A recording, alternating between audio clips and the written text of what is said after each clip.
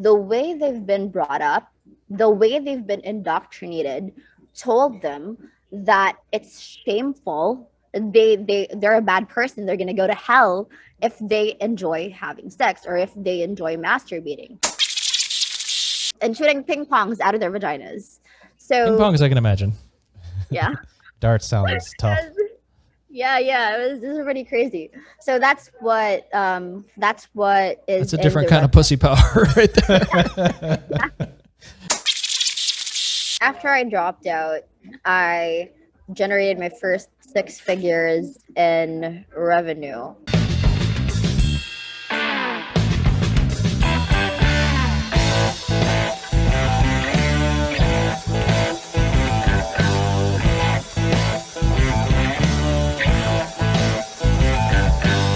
Hello, family and friends. Welcome to another Talks with Liem. This is available to the billions around the world on YouTube in 4K and audio streaming services like Pandora, Apple Podcasts, Google Podcasts, and Spotify. If you like this content, please subscribe, like, comment, and share. And now onto the podcast.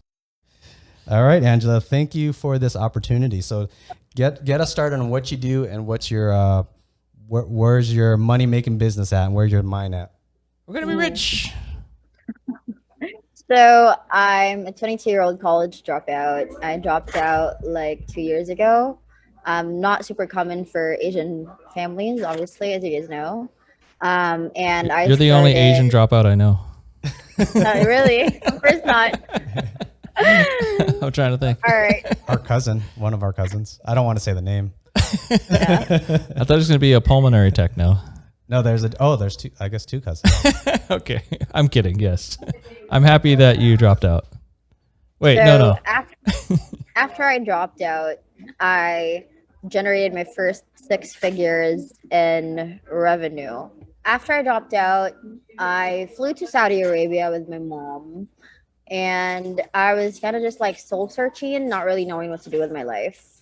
Wow. And I generated my first 6 figures USD revenue business a year after that. And now I'm kind of I am starting this podcast called Pussy Power. I have an online marketing agency where we give people automated leads. That's leadzilla.io. And now I'm just, still in that figuring out who I am, what I want to do, like a classic 22-year-old. Wait, so Pussy Power is about people in the cat and pet industry to No. empower. Oh. No. I know it seems that way. But I was going to ask you about soul searching in Saudi Arabia, but I wanted to find out about the cat business first. Yeah, no. It's not a cat business. I don't even have a cat just yet. Okay. I do want to have one. But Pussy Power is a women's empowerment podcast. So I talk about self-love, spirituality, sex, blowjobs, finding God, finding your purpose, like literally. Oh, Lordy. Yeah, the gamut of life on there. And I started it out because I just kind of got bored and I just wanted to do something that I loved and, also had something to do with like one of my gifts, which is I can just be myself, and not a lot of people have, that, I guess, self-trust and self-acceptance to just be themselves. And that's just what I'm about on the podcast. So nothing about cats.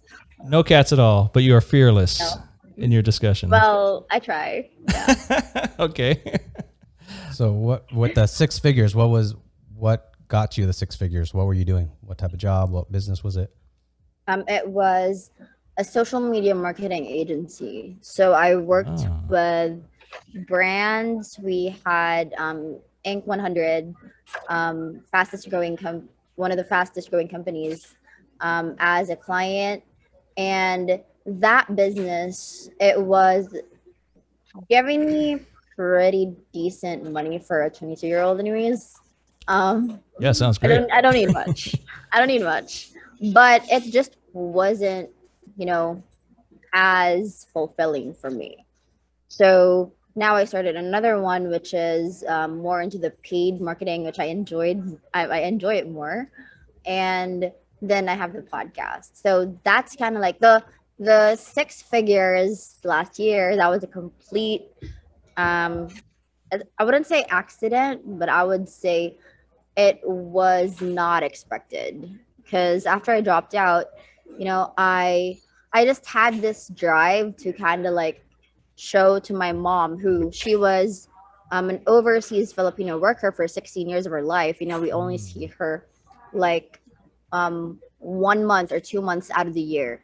And she was devastated because she sacrificed like 2 decades of her life to make sure that I had, a good future along with my siblings. And I kind of just like, college isn't for me. I'm sorry. I love you. I'm your College Filipino. sucks. I'm going to be okay. Yeah. Oh, so was your mom working in Saudi Arabia to send Yeah, money she home? Is that was. okay? She was, yeah. She was a single mom because she split up with my dad after, being physically abused, I would say. I mean, I could say that because I saw it with my eyes. I seen it. And I've seen it. Yeah, I was Yeah. 4. And Yeah. it's one of the most traumatic experiences I've experienced, but definitely one of the biggest drivers too in my life. Okay, so we have a lot of American listeners, a lot of USA listeners. So life in the Philippines is very different. There's not as many high-paying opportunities in the Philippines. Yeah. It's difficult to get by over there, and so a lot of Filipinos will take work in other countries, right? So they'll go as labor to places like Saudi Arabia, or they'll work on ships in the ocean, or they'll any way they can make more money and then send that money back home, because there just aren't enough good opportunities at home. Is that a fair, accurate way to? Yeah, that's an accurate way. Basically, if you're earning like $600 to $800 per month, that's kind of like considered a high-paying salary for an average Filipino. For me, though, it was like I just knew that I was unemployable. So I was like, okay, I'm gonna need to start my own thing here, because like 600 to 800 bucks a month just didn't sound like great for me. So I had to take things into my own hands and show my mother that I was gonna be okay. Yeah. So where did you start with that social media company? Did you apply for that company, or did you accidentally run into somebody that worked there and they offered No, you the job? I started my own, so it was like very simple. I just got myself on Upwork and connected to people there, and then I started hiring a team to do the work. I've always been like transparent with our clients that it wasn't me doing the work and I had a team. And now, very interestingly, for this new marketing company that I have, which is the paid marketing company, I partnered up with my business partner, and he went from being a porn writer. No, he used to be very funny. He used to be a missionary, like spreading the Bible, like preaching about God in the Philippines and the remote areas. And one day he stopped receiving support from his family because he also, surprise, surprise, dropped out from med school. And from being a porn writer, he went on to start his own business, and 6 years later he's generated over $4 million in revenue. Wait. So his parents wanted him to go to med school, and then he dropped out and became a missionary. And then he used to be a missionary. I think he was a missionary first. He was very active in the church when he was younger, and then he became a porn writer because that was the only job he saw at the time, and he had like, I don't know, $200 left to survive. Okay, so Jesus called him in a different direction. Yes. Okay. Yeah. All right.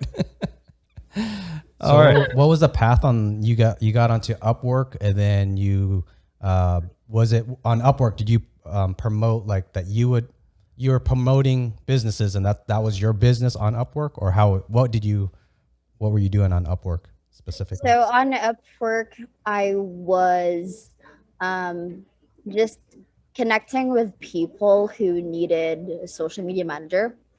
And I've had pretty decent like social media success. Like I would, from one Facebook post with zero advertising, I would be able to generate like $12,000 in a month, zero ad spend. So I was like, all right, I'm like a college kid, pretty sure businesses out there like need this too. And Yeah. so we kind of like started offering that. I started offering it anyways. It really started from me just wanting to show my mom that I didn't need a college degree to be safe in this world. Dude, I need a social media manager. This podcast needs one. I need to supercharge my presence in the virtual world. Yeah. Yeah. What were you? So it was people looking for a social media manager, and then you've understood Facebook in a way that you were able to promote things. Was the secret sauce that you brought to them, or what exactly was it? Yeah, well, it depended on what their goal was. Some clients, and this is true for a lot of our clients, they weren't really looking for the sales. They were just looking to nurture their audience because their sales came from, paid marketing. Some of them they were doing pretty well. One of my clients was doing really well as a coach, and it was just purely word of mouth. So they just wanted to be able to nurture their current customer base. And that was the service that we provided, just like constantly staying top of mind. It was more of a branding activity and not more of a sales activity. For some clients, there were coaches that we, got them booked calls and they were able to get clients out of that. But primarily what we were doing was supporting their branding. Was that like using Facebook and spreading it out to Twitter and YouTube, or is there some? I guess if I'm walking into trade secrets, feel free to say you don't want to talk about it. But how much can you elaborate on that? Is it using Facebook to reach out towards Twitter and Google, or are you doing something on Facebook that's kind of a secret sauce that you've uncovered? There's really no secret sauce. It's actually simpler than a lot of people think. It's just, putting yourself out there and engaging with people who are interested. It's more of like when you're on Facebook or Instagram and you want to get clients, it's super simple. You just get yourself in front of the right people, whether that's, adding people from Facebook groups that, talk about the thing that you're offering as a service. Like, for example, if you are a spirituality coach, then you'd probably go on Facebook groups that, have like the talk about spirituality, like maybe are interested in Oprah or Deepak Chopra, people like that. And then when you just add these people like every day, when you're starting out and you don't have advertising dollars to spend right away, you could just put out content that is outstanding. And from there, you can just connect with people and talk to them in a way where you invite them to book on a call with you so that you guys can see whether you're a fit or not. So it's kind of like, it's almost the same as like picking up a girl at a bar. Aha. I don't know how to do that either. I've always failed. Really? I've never done it as well. Really? You suck at this too? Well, the picking up girls at a bar part, I've never really had to do that. You need a good wingman. Yeah, I would. I would support. Be the cheerleader, bring the pom-pom.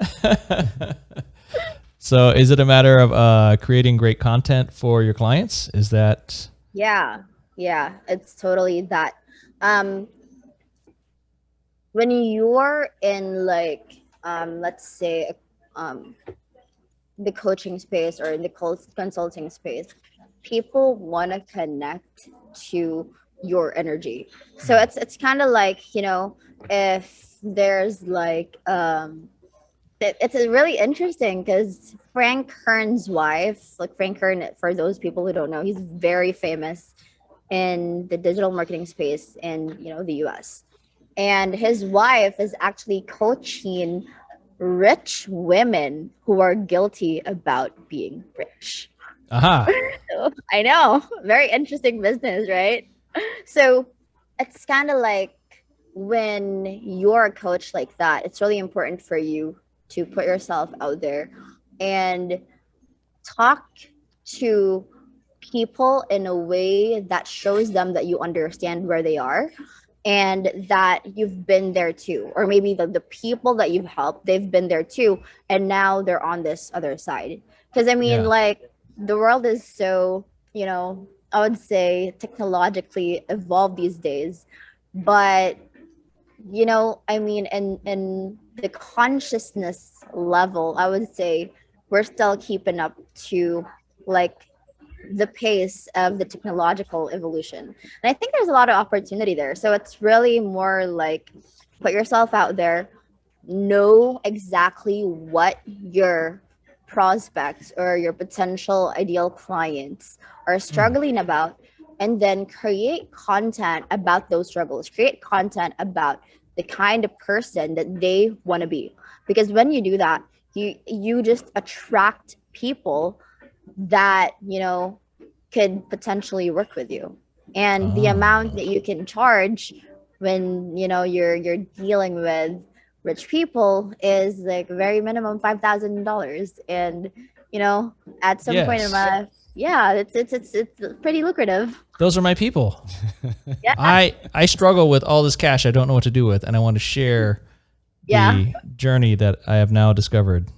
yeah, it's very interesting. It's like so many people are struggling with so many different things, whether it's like women not being fully embodied, whether it's like men wanting to be better dads. I think right now it's also because we're so connected technologically with our phones, right? Yes. So we've been super disconnected because I don't know, like, we're just on our phones all the time, and we kind of like substitute real life communication with messenger chat or hitting up a girl on Instagram DM instead of like taking her out on a proper date. Yeah. Come on, here's guilty. Wait, what are disembodied women or women that are not embodied? Wait, did I hear that So wrong? it's totally right. Like, you heard it Okay. right. So when a woman is, good question. I like that you Yes. I I'm like that thinking of you ghosts, but I don't think that's what you mean. yeah. Being disembodied means, and this is true for a lot of women who grew up sexually abused, Mm. or they grew up in very traditional families. A lot of these women grew up in very religious families as well. They don't have any sense of connection to their sensuality and their sexuality. Now, what does that Ah. mean? They literally cannot feel pleasure in their body. Why is that?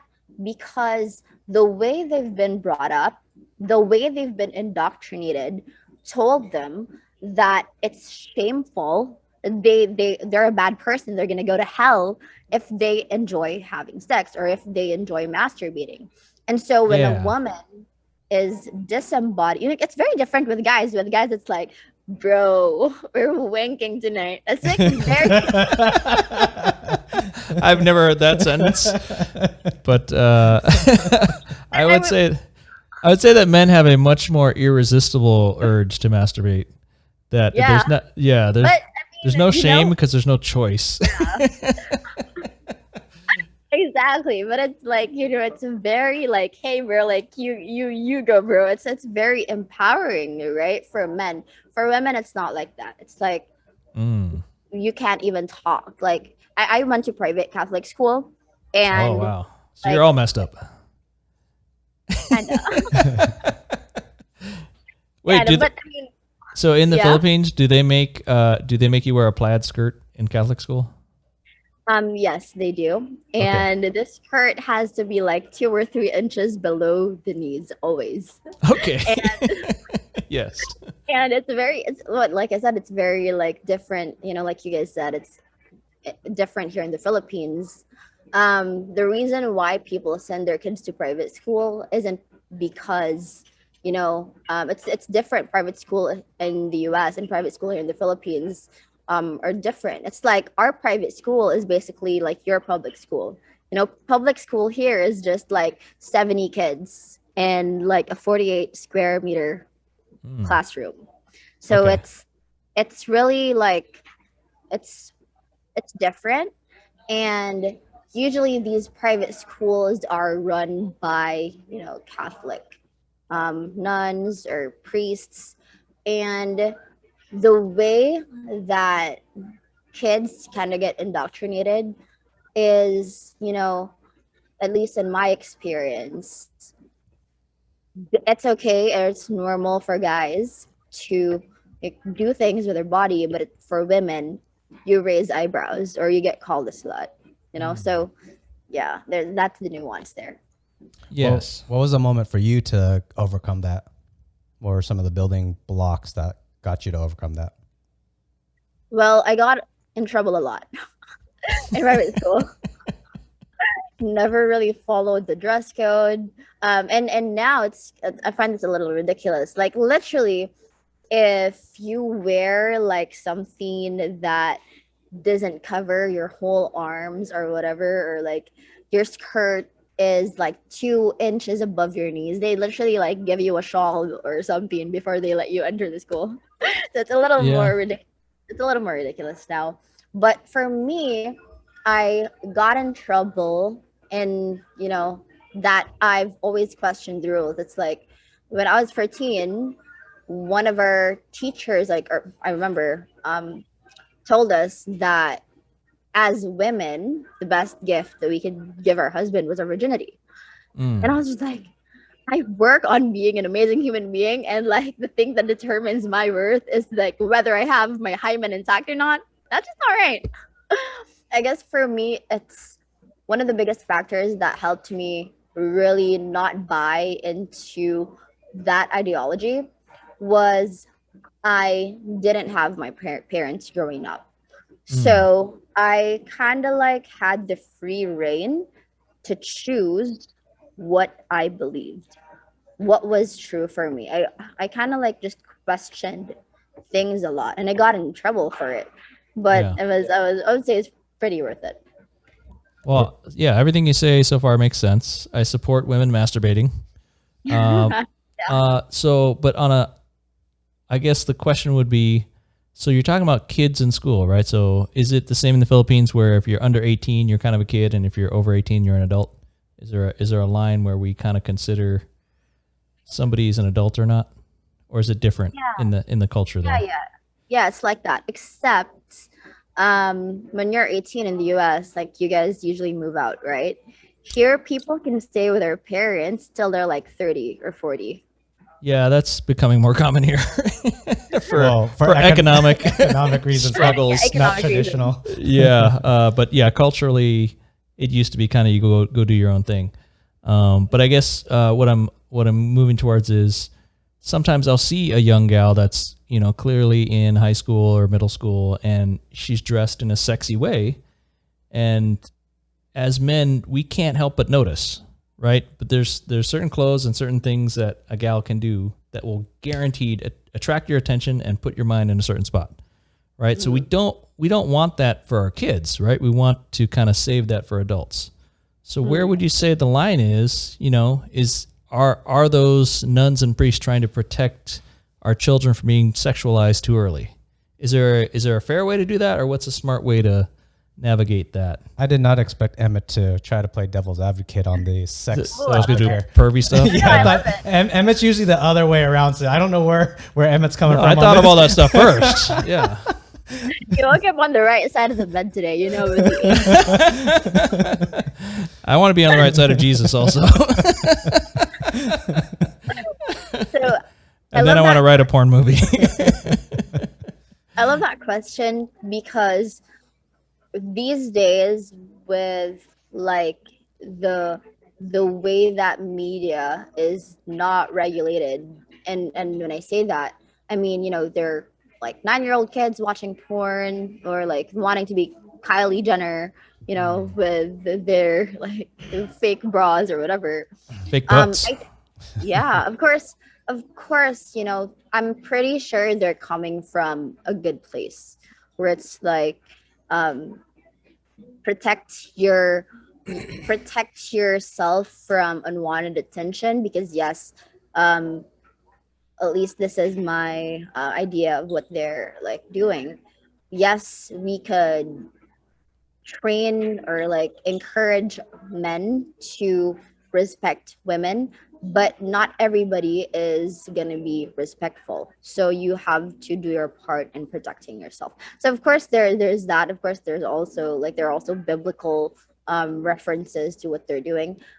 And yeah, they are protecting, kids from being sexualized. I believe like it's a good place where they're coming from, like no question, no doubt about that. The problem, though, that I'm seeing is that, when, of course, like as young girls, there comes a time when you, or and not just for girls, also for guys, there comes a time when you 12 years old. start desiring the like opposite sex, the attention of the opposite sex, Yeah. right? And I guess the problem that I'm seeing with these institutions is that instead of opening conversations about these things, about what these young men and young women, or young guys and young gals are going through, Yeah. is that they suppress it and they shame it. Mm. So instead of, a young girl or a young guy being able to ask questions about the changes in their body or what they're going through, the things that they haven't experienced before that they're now experiencing in puberty, it's that there's so much judgment and there's so much shaming Mm. that when some of these people grow up, they're totally disconnected from their body. They're totally disconnected from feeling pleasure and from just being able to, enjoy or feel their emotions because of that kind of like indoctrination.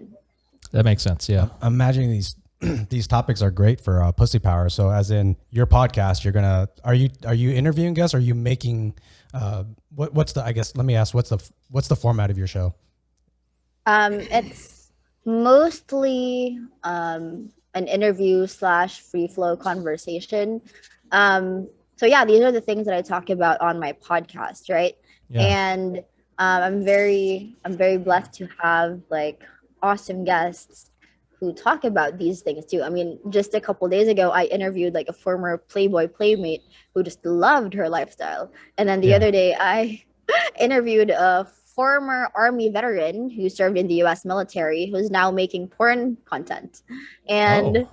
really interesting. It's really interesting to just, open up these conversations that society has just put so much shame into. So we're anti-Catholic school and pro porn? No, we're not. No? We're Oh, okay. definitely not. It's more like I mean Catholic school, I would say that it's been pretty good at like promoting promoting good values for kids, right? It's like, respect yourself, respect the opposite sex, yada yada yada.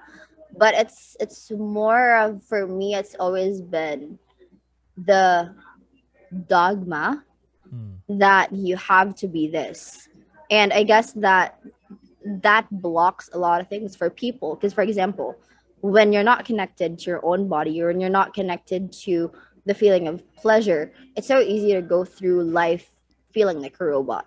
And yesterday I had like an interview with this um Chinese, I think she was like Asian immigrant, who was depressed for 15 years because she could not connect to herself. She could not connect to her own body. She didn't know how to connect with people.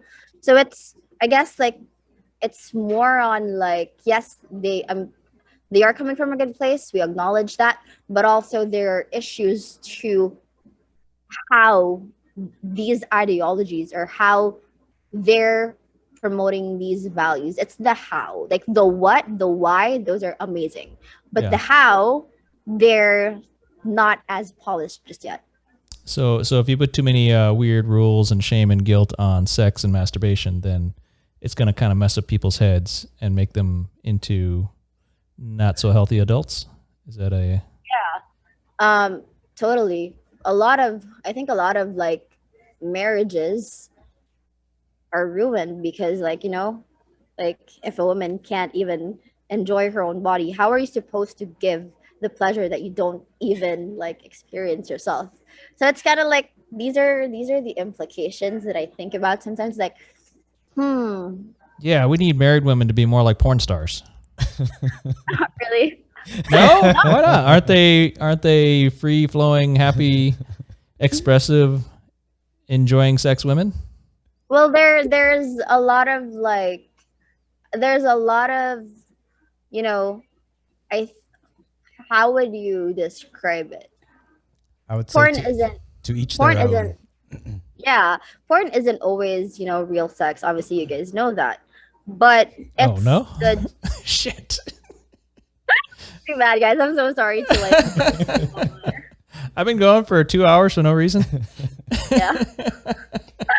But it's the problem and the issue that, that we haven't really addressed yet is that there's this disconnection between the self, between the body, because of all the shaming, because of all the judgment that goes around, and because you can't even have a conversation around these things in certain cultures. And so it's kind of like um it's kind of like if you're disconnected to a part of yourself, it affects a lot of things. It affects your creativity, it affects your relationships, and it affects how you also accept or not accept yourself. And those are kind of like, I mean, I'm not saying that everything is black or white. It's just the gray areas that are kind of like, that haven't been addressed. Oh no, I'm with you. I want to stay connected to my penis. Yeah. No. Yes. So are you disappointed with Emin right now and everything he's saying? No, I feel like you're trying to get to a good point, and Emmett kind of That was a great point. drives the you off devil's sometimes. advocate. But that's Emmett's personality, trying to throw in some humor from time to time. That's awesome. So how much time are you spending on your podcast? And then you're also doing this social media business still, right? But a different version of, you started your own social media business as of this point. Yeah. So I shifted to the paid marketing just because we were getting our clients faster results there. And right now I'm pretty much spending most of my time on the podcast just because I feel like I'm more connected to the purpose behind it versus like, a business is a business, right? It's not always gonna fulfill you in ways where you want to be fulfilled. And so that's kind of like why I'm focusing on the podcast right now. It's more fun for me. It feels more like play, and it's just something that I guess allows me to express myself more. But I do enjoy like the doing the work and the agency as well. Wait, could you do social media marketing for a realtor in Las Vegas? Yeah, we could do that. It's Okay. just right now, right, and we do actually cater to service-based businesses. Yeah. So yeah. Okay. I would need to find people who have a ton of cash to buy a house with, because the it's a difficult market here right now. There are so many people wanting to buy and so few houses to buy that the prices are racing up, and people are fighting to buy homes. Where are you guys based? Las Vegas. Ooh, that's awesome. It's That's fun. awesome. Is that why you want to stay connected to your penis? Yes, you can get in trouble in Vegas if you don't listen to your penis. Wait, if you listen to your penis too much, Vegas has a lot of trouble. Yeah. Awesome. Yeah, it's a wild outlet for America. I think a lot of people in America come to Vegas to be the knucklehead that they can't be at home, to kind of step across the line or do something wild or feel crazy, and not worry about my neighbor's going to see me or the pastor's going to see me. They can come to Vegas and gamble and smoke and drink and do all these things that a lot of our upbringing has told us we shouldn't do, right? So Yeah, totally. Obviously a lot of those things you don't want to do too much, but Yeah. But there are times when you kind of just like want to let loose. So, yes. yeah. Yeah. What is it like? What is it like, being an outsider versus living in Vegas? Is it as crazy? It's a lot less crazy. The outsider, because the outsider, you get the movies, the TV commercials, the magazines that show. Oh, you mean being not a tourist? I think she's asking what's it like? Yeah, what's it like being an outsider, a tourist, and then versus us living here? Yeah. For the tourists or the visitors, they're going to see magazines, movies, and all that. So they see the glitz and glam. But once you're here and if you work at the casino, then you just see the back streets driving into the casino, which is just a street. It's not lit up or anything. The casino is lit up, so it's just you're the gonna. normal So life. as a tourist, you're gonna see the show, you're gonna see the excitement, and you're gonna plan all these exciting things in the 4 days that you're here. Whereas if you live here, then I'm always here, and it's not new and exciting anymore. But there's also a whole city of 2 million people that supports this industry. So there's regular people, there's regular plumbers, there's regular. I got to go to the DMV to get my license taken care of, and all these there's a regular life here outside of the strip. Now, I would add on to that, though. I don't know the number. I'm going to guess probably 40% of the population here love to go gamble their paycheck away. They'll go hit the strip clubs, the buffets. So they'll do all the touristy things, or if they're gambling, they might hit one of the dive bars, where the dive bars here is just as in it's a small bar at every corner. It's not brightly lit up like the casino. It's a lot smaller than a casino, but it's just a darkly lit bar that has these gambling machines, and you just come and get food and just put in your money and gamble. And that's what a lot of the. They can be nice. They're not necessarily divey, but Okay, they're not all divey. there's local taverns. The local Vegas person might hate me for saying it like that, but I see a lot of people that go work at the casino, in the bright lit casinos, all the glitz and glam. They get off work, they change their clothes, and they go to a dive bar and they sit there and gamble their life away. No, they usually go straight from work. They don't change their clothes. Wow. Well, so part of that is it's a certain kind of person that moves to Las Vegas, right? If you're super embedded in your family and your community and tied up in your social world in your hometown, you're not going to pick up everything and move to Las Vegas without a good reason. So there's a certain attraction and a certain kind of person that gets attracted to moving to Vegas. So it's a little bit oddball in that way. That's not your normal person generally that moves here. Are you guys born and raised there? Or did you kind of are you the certain kind of people who moved into Vegas? I'm definitely the certain kind of people.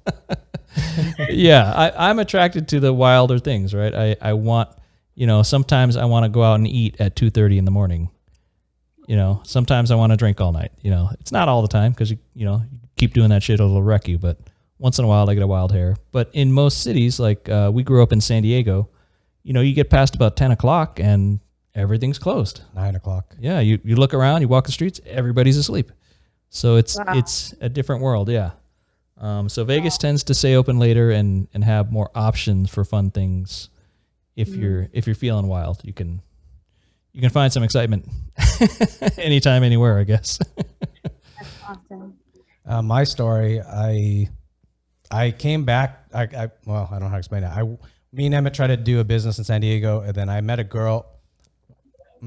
I was in Las Vegas with Emmett for some time. Pussy power. Met some pussy here, I guess. I don't want to call a woman that, but there's a pussy power here that lured me back.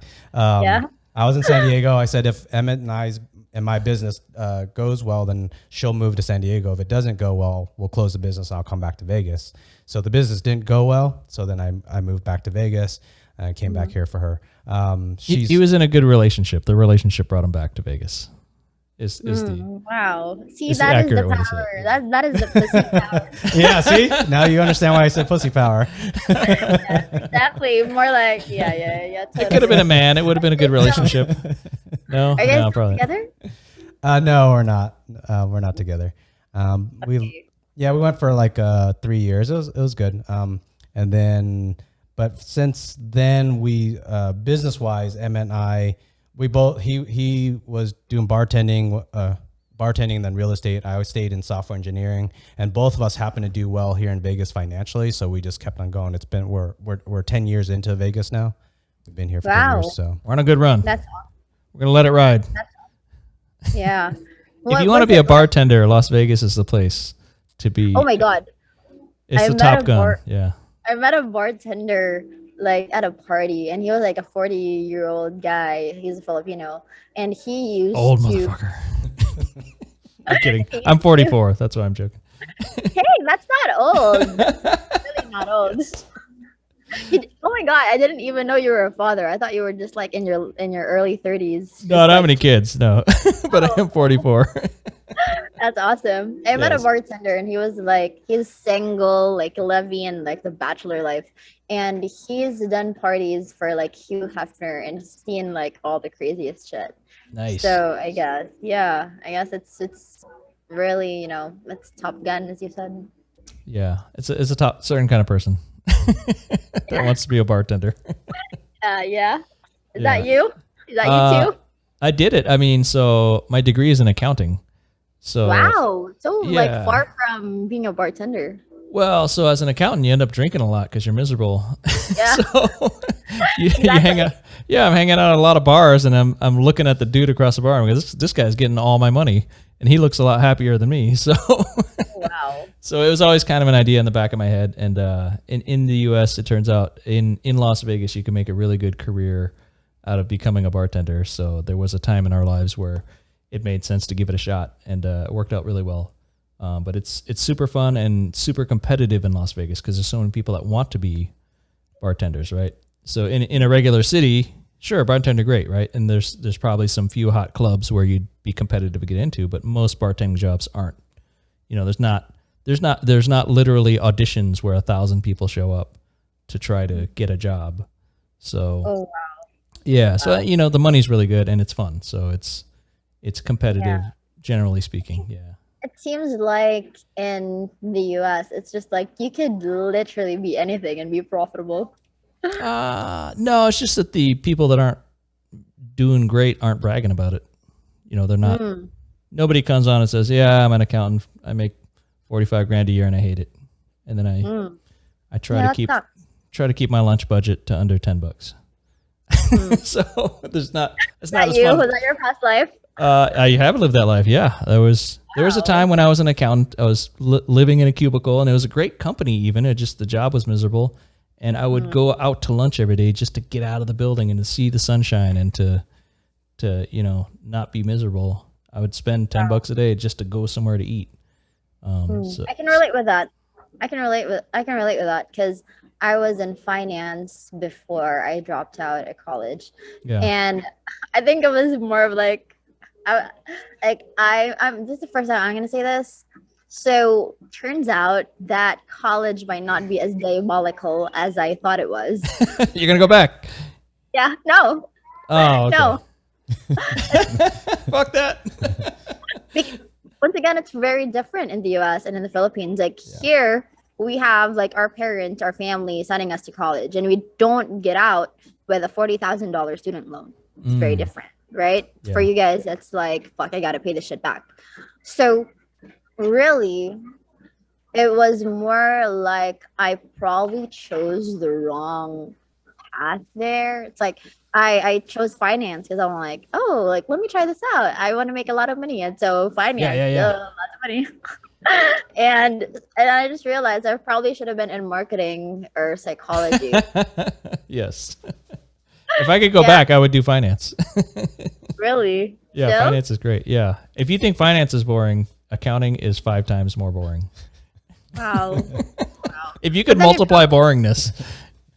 You'd probably end up in Wall Street and I don't know, live like the Wolf of Wall Street lifestyle, just like snorting coke or whatever, however they Yeah. showed it in the movies. I'm not against that. Of course, you're in Vegas. I can tell. No, but again, that's an extreme story, right? I think most people with finance degrees are working pretty pedestrian, regular jobs. Because then the reality here in the U.S. is that we got to figure out a way to pay for housing and these beautiful cars, and you got all kinds of insurances and more taxes than you could even imagine. Wow. So it becomes a trap and a rat race. Pretty. Oh quickly. yeah. Totally. So why are you guys like still staying there? Is it like you enjoy the chase, or is it like because I'm actually considering whether I'm leaning more towards Europe. I'm considering like moving out of the country and living somewhere else. Mhm. But it's always like, should I move to the US? Because Silicon, like, I think I'm idealizing Silicon Valley in my head, where it's like the land of startups, beautiful. But then the reality is like, it's like most startups don't really take off. And like, I'm not sure if the hustle culture is for me, where it's like 2 a.m., you're still up, you're working, and then 6 a.m., you gotta wake up and do it all over again. It's just like, so what made you like decide to stay in the US versus other countries? I would say financially, the option to leave the U.S. is not as easy as well. I guess maybe the comfort that you have by staying in the U.S. if you're a U.S. citizen, it's easier to stay. The options to leave to pick something better in another country is not always an easy choice. Meaning, like, say I think about it all the time. Whether I like the theory that Northern European countries, their government listens more to their people, and like I hear things where The voting is real there. like literally the board of directors. I think I think it's the board of directors. 40% has to encompass 40%. Has to be 40% worker bees. So meaning you can't just have all managers be the board of directors. So so there is a checks and balances per se on that. So anyways, I think I would like Northern Europe, but then I'd never been. And then when I do hear certain things, we actually had a podcast with Steph, who was from Switzerland, but then he knew someone in Norway, and they're talking about the cultural differences there, where traditionally, like their traditional culture, like they have their culture is to not stick out like a sore thumb. So like if you're trying to brag and you did something really great with your company, or you did something great in sports, you're not supposed to brag about it. But that's very American. Yeah. Americans like to do that. So there's a bit of a paradigm difference, where in America we kind of got those awesomeness, but we also do have some problems. But in other countries where maybe their government might be slightly better, but then those traditional things kind of might outweigh the good things, or they might cause bad things, if that makes sense. Yeah, it's like they cut out the tallest poppy or something like that. That's the joke. Yeah, I would say this about America: if you're struggling to get by here, which it seems like a lot of Americans are having a tough time, right? They're not saving money; they're living paycheck to paycheck. So to a lot of us, that is anxiety and stress, and not knowing, I don't have enough money to pay my bills, so that's tough, right? You're in a tough situation. If you're in that situation, it's hard to contemplate, I'll just pick up and go to another country, because most Americans don't travel to other countries, so they have no idea what's in another country. So how do you plan to move somewhere when you got no idea, which is fair. But then if you start doing really well, and like I've been lucky to travel to many, many different countries, and then I've looked around and then I go, well, I'm doing really well here. If I leave and go to another country, I'm leaving behind everything that I'm doing so successfully. That how do you walk away from a good situation now that I finally made it? So it's a little bit of a weird trap where, I could go be an English teacher in Thailand, and I would be relatively rich in Thailand, but the minute I take a plane ticket back to the U.S. or anywhere else, I'm not rich again, right? So I'm only rich in that context. Or I could go try to be a bartender at a Marriott in any country, but I wouldn't make as much money as I do here. I'd make more money than an average person in whatever country, but so it's a hard equation to figure out what would make sense work-wise, right? So in a work sense, I think we kind of get tied to our best opportunity in work for most people. What's your definition of like you finally made it? I'm just curious because I mean there's a 2-decade age gap, so I just wanna know what the secret sauce is. No, it's a great question. So for me, at 18, I figured, hey, it's time to be an adult. I went to college and got my accounting degree because I thought getting the degree was the ticket to a great job, and then a great job is a great paycheck, and then you're good, right?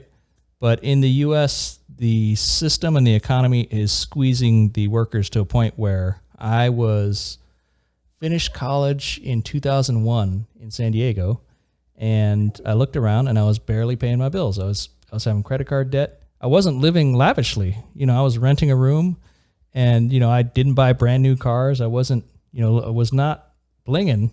It was just getting by like a college kid. And I was like, man, I can't get ahead with a $40,000 a year salary. I looked around. There's no way I could ever buy a house in San Diego. And then so you look down the barrel of this path, and you go, you know what? I might get a little bit of a raise each year, and I might move up to this next position, and I might stay in this corporate ladder. And so that felt very much like a trap to me. So so I tried a bunch of different things. I left accounting. I did mortgages for a while. I did real estate down in San Diego. I sold timeshares for 2 months. That's not a good gig. I did. I managed a comedian for 3 years. I worked I worked at a medical devices company. So during those years, I was trying different things to escape the trap. I was like, how do I jump to more money? How do I make a ton of money? Like it would have been insane to me to make $100,000 at 22. I wouldn't have known what to do. Right. That was no idea to me. That was insanity. So to get to a point where you make a lot more than you spend, to get to a point where I'm super comfortable, I've got money in the bank, I own real estate, I have investments, so it's financial wealth, but also a place in my life where I'm free to do what I want, right? So I've gotten on top of all the things I want to do, and I have all the freedom, and it's super great because most of us don't get there in the U.S. For most people, it's working a great job, and you end up having kids, and if you can support your family, then I think you're winning. And it's a tough equation in the U.S. because the kids are expensive, insurance is expensive, schools are expensive, and everything starts to add up to more than the average person makes. So, so lucky for me, I've gotten to a place where bartending was really great for about 8 or 9 years, and and it's great money, and I was able to get on top of my debts and get to a great place in life. And then I transitioned into real estate, where I've also done really well as a realtor. And so, so realtor, the trick there is that it's commission only, so it's risky. But it's a big commission, so it's almost like all or nothing, where are you getting enough transactions to make a lot of money, or are you not getting enough transactions and now you can't cover your bills? So for most realtors, it's a struggle. But luckily, I do a good enough job and have done everything right to have a lot of clients and a lot of transactions. So, so it's good. I'm a busy realtor, which is a good gig. If you're a not busy realtor, then it's tough times because you don't get no paycheck. So, so all that being said, I'm happy to be in this position that I'm at. Yeah. I've always wondered how realtors make their money because I was like, I tried. I was 19. And I sold like a $60,000 studio unit. Yeah. But the person that I sold it to was my mom. I was like, did you get a license just to sell her that unit? No, it was just like, let me try this out. And then I was like, how do realtors make their money? Because that's like, if you don't sell a property for the next 5 months, you're technically starving. You could be living on the streets. So it's like, is it because you're very good with people that you got to that place, or is it more than that? Because there's the admin side too, and then there's the getting in front of people side. there are some realtors that are really great with people, and they attract a lot of clients, and they suck at everything else. But it kind of doesn't matter, because once you get the client and you get them through the transaction, even if you did a terrible job, you still get the commission as long as the transaction completes. So the real game is being attractive to clients, right? Getting people to trust you to buy or sell their house. So again, I don't know if it's different in the Philippines, but in the US it's commission only. So, I try to do a great job, and I want every person that I've worked for to then tell everybody they know, hey, you know what? I had a great realtor. Emmett was awesome. He helped us get this house, and he was super great at everything. So I want people to genuinely recommend me. And that's been the best vehicle for getting clients. But just as you say, if you don't have clients, there's months or two where, like, it looks like I got nothing closing this month. So good thing I was busy last month, right? So, so what ends up happening is, do you have enough transactions per year to do well overall? And there's a lot of realtors that don't, just because there's so many, they give out so many of the licenses. Like anybody can go take the test, and there's no limit. So there's something like 15,000 realtors in Las Vegas, and something like 9,000 transactions a year. So you do the math. Yeah, so it's less than one transaction per realtor. And I did like 23 last year. So, what's everybody else doing? So there's great busy realtors, and then there's a lot of people that are struggling at it. And if you're new, then it's hard, right? Because if you got experience and you got people that know you, you've got things already set up, then you've got ways to get clients. But if you're brand new, it's tough to be the new fish and try to convince people, especially if you look young. It was hard for me because I look young, right? So when I was younger, it was really hard to get people. A 50-year-old dude looks at you and goes, "All right, little girl, you want to be my realtor?" Like, what the hell do you know, right? So it's an age bias. So I do stuff like wearing a polo shirt, and I try to look somewhat professional and age appropriate when I can. grow out the stubble. Are you guys on the same, are you the same ages, or? I'm 39. Emmett's 40. 44, yeah. 44. Yep. Yeah. Okay. So basically, very close. It's like 5 years difference. Yeah. Speaking of age, the thing that I notice with people in their 40s versus 50s, yada yada yada, is you guys kind of don't seem like you're 40, which is how people how I would get the feeling that you're 40, because it's kind of like you still have this drive. Not drive, this this zest of youth, sort of.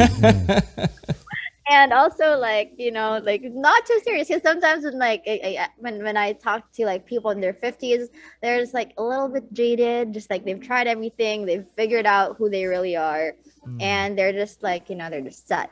Versus people in their 40s, you guys still kind of have that heart of a 20-year-old, but also developing wisdom right there. Very interesting. Which is why I didn't assume that you were 40 at all. I'll take that as a compliment. Emmett's got 6 more years until he could change. Until I turn to a crusty old bastard. What part of it might be is we're at an age where we were at the beginning of the internet. So in 1995, email was a brand new thing, right? So we remember the times before the internet and before cell phones, before our world was like this. There was a different time where things were a lot slower, technology wasn't there, and things were different. So maybe we were lucky to be at a generation where we saw all these changes come fast enough that we had to keep learning as you go. If you were before my age, things didn't change as fast. The world kind of stayed. You finished high school, you picked your job, and you did that job forever, and you get a pension, and you drive your truck, and it wasn't as dynamic a world. So from this age perspective, I'm lucky to see from the time I was 22, man, things have changed so much, and we keep seeing these changes. And if you're able to notice that, hey, shit's changing all the time, then you kind of got to keep learning to stay with it. So perhaps we're lucky in that way. to be of the right generation to have to keep adapting. So that might be part of what you're seeing, if I had to guess. Well, I guess that's true for everyone, because like literally right now there are like truck drivers being replaced by self-driving trucks. And I could be wrong, just rumor on the mill says Yeah. even accountants might be replaced by some AI or robotics or whatever. So Oh, it's like it's accountants? for Yeah. everyone. Yeah, it's like Yeah. you have to keep learning. And then I try to like go back to like when I was still in college. I would go back to school with that news of like, oh, by the way, in 10 years you're not going to get a job as an accountant. Bear of good news. Yes. It's possible. Sure, like, yeah, but it's like I think it's for every generation. How about you, Lim? What's your take on that? I have coworkers that are my age, and then my answer is, I think, to each their own. That's the final answer. But to define that, when I go to work, I have certain people, different coworkers around my age, and yet some of them seem like some are sharper tools in the Ted's shed, some are a little bit more dull, some are brighter crayons, and some are a little bit more darker colored crayons. So it's just, we humans, we come in all different colors, different sharpness. I can say that age is definitely a mentality. I had a friend, at least one friend, but several people I know, that the day they turned 30, like their mind switched. Like, you know what, I'm 30 now. I'm an old man. I don't do young people stuff. Like mentally, the way you see yourself. Some people put a lot of importance on that age number, and oh, I'm 40 now. I got to start acting a certain way, or I don't. Yeah, right. At least if I look at the track record of the guys I was interested in, no. Oh yeah. Were they older? Yeah. So like, when I was 17, my first love was like a 35-year-old. So that was like 18 years of like age difference there. Yeah. And then last year, I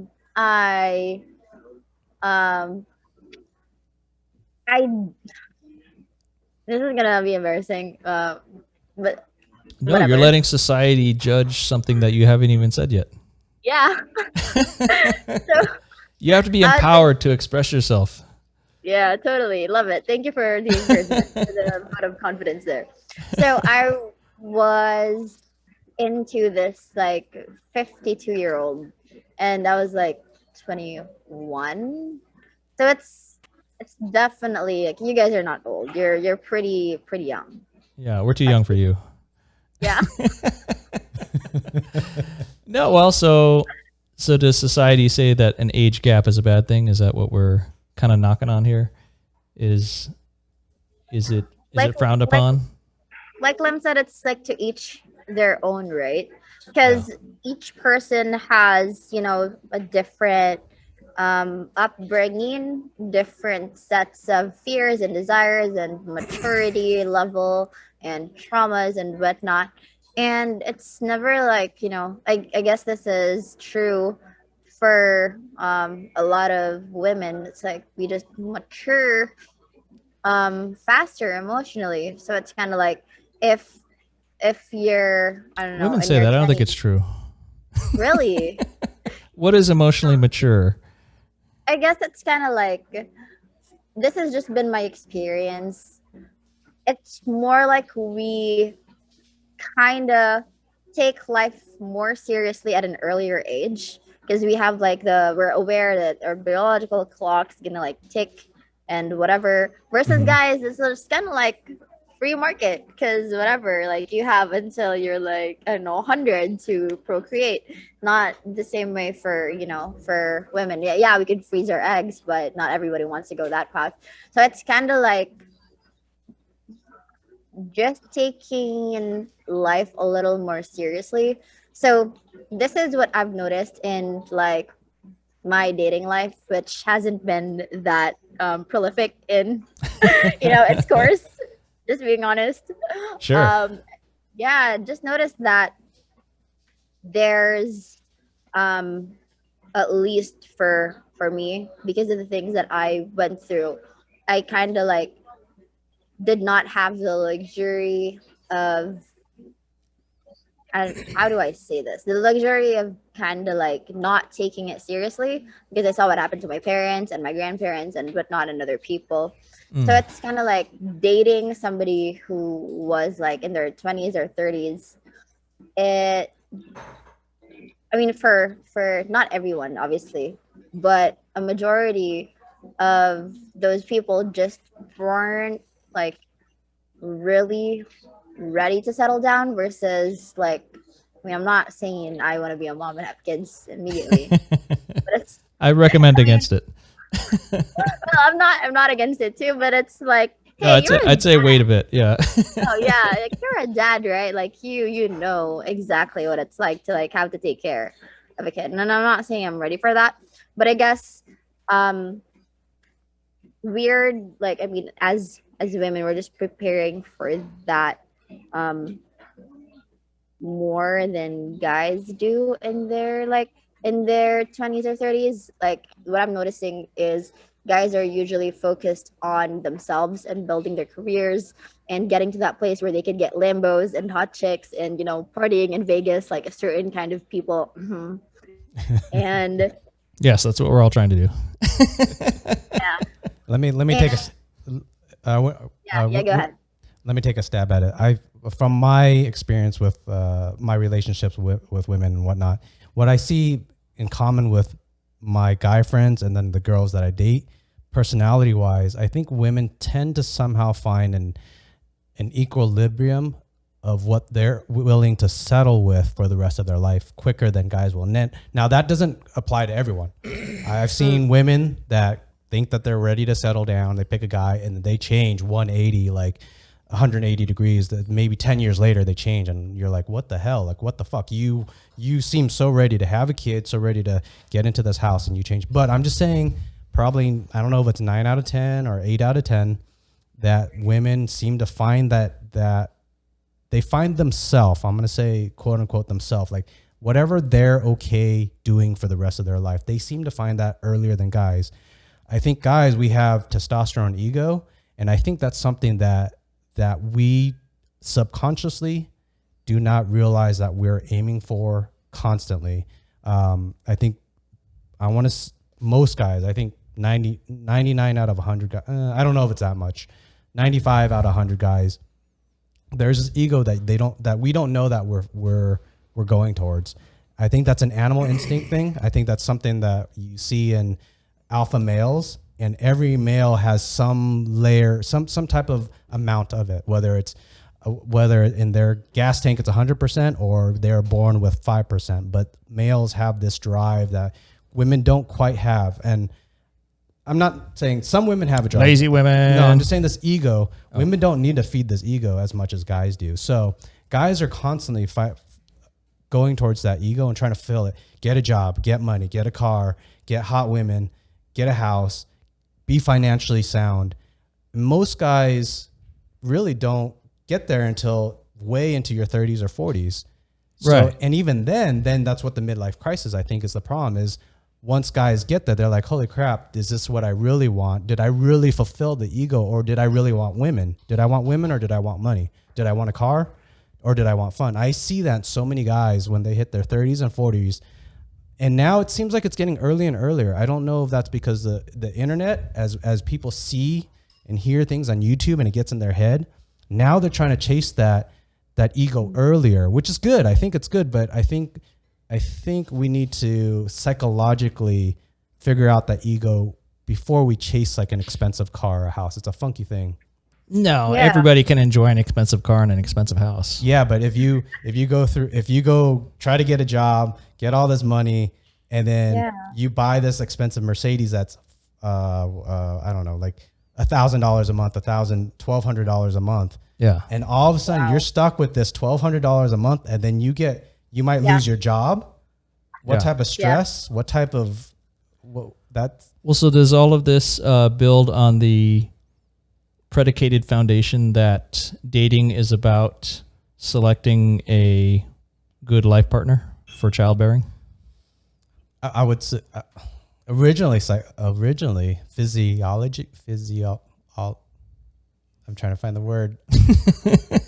We humans were for Biologically, physiologically, we were built for that. But I think we're in a convoluted world of YouTube, Facebook, society, government, economy, money, respect, and it convolutes it. Yeah. I think. Well, so women do tend to be attracted to older men. Is it because they want men that aren't out there doing wild things? Is that the idea? I think an alpha male is someone that it's a big male that has dominated an area for food, helping. Oh, so if you can't get the tallest, strongest guy, then you're going to go for the guy with the most money and power. But I see. I don't think women. I don't think women consciously do that. I think when they feel a warmth, that warmth is, hey, this guy's taking care of me. Hey, this guy loves me. But when you break it all down. You go represent us, Liem. Like I'm you can't take her pussy power.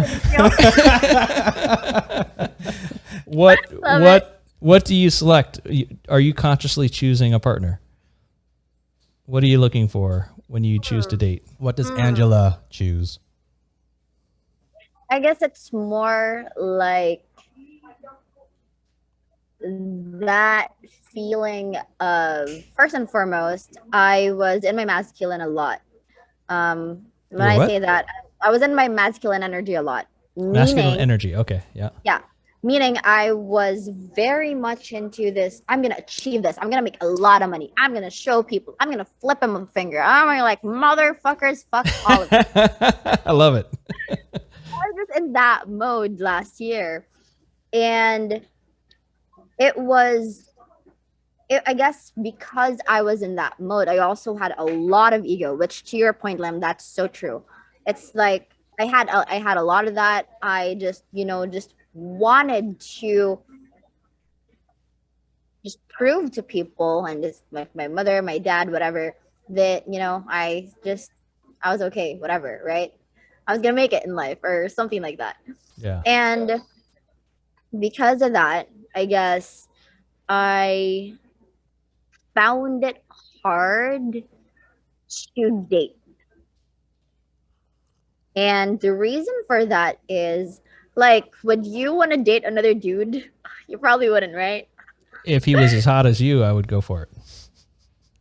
But it's very different, like the dynamic of men, women, like the attraction, just I don't think it would be there.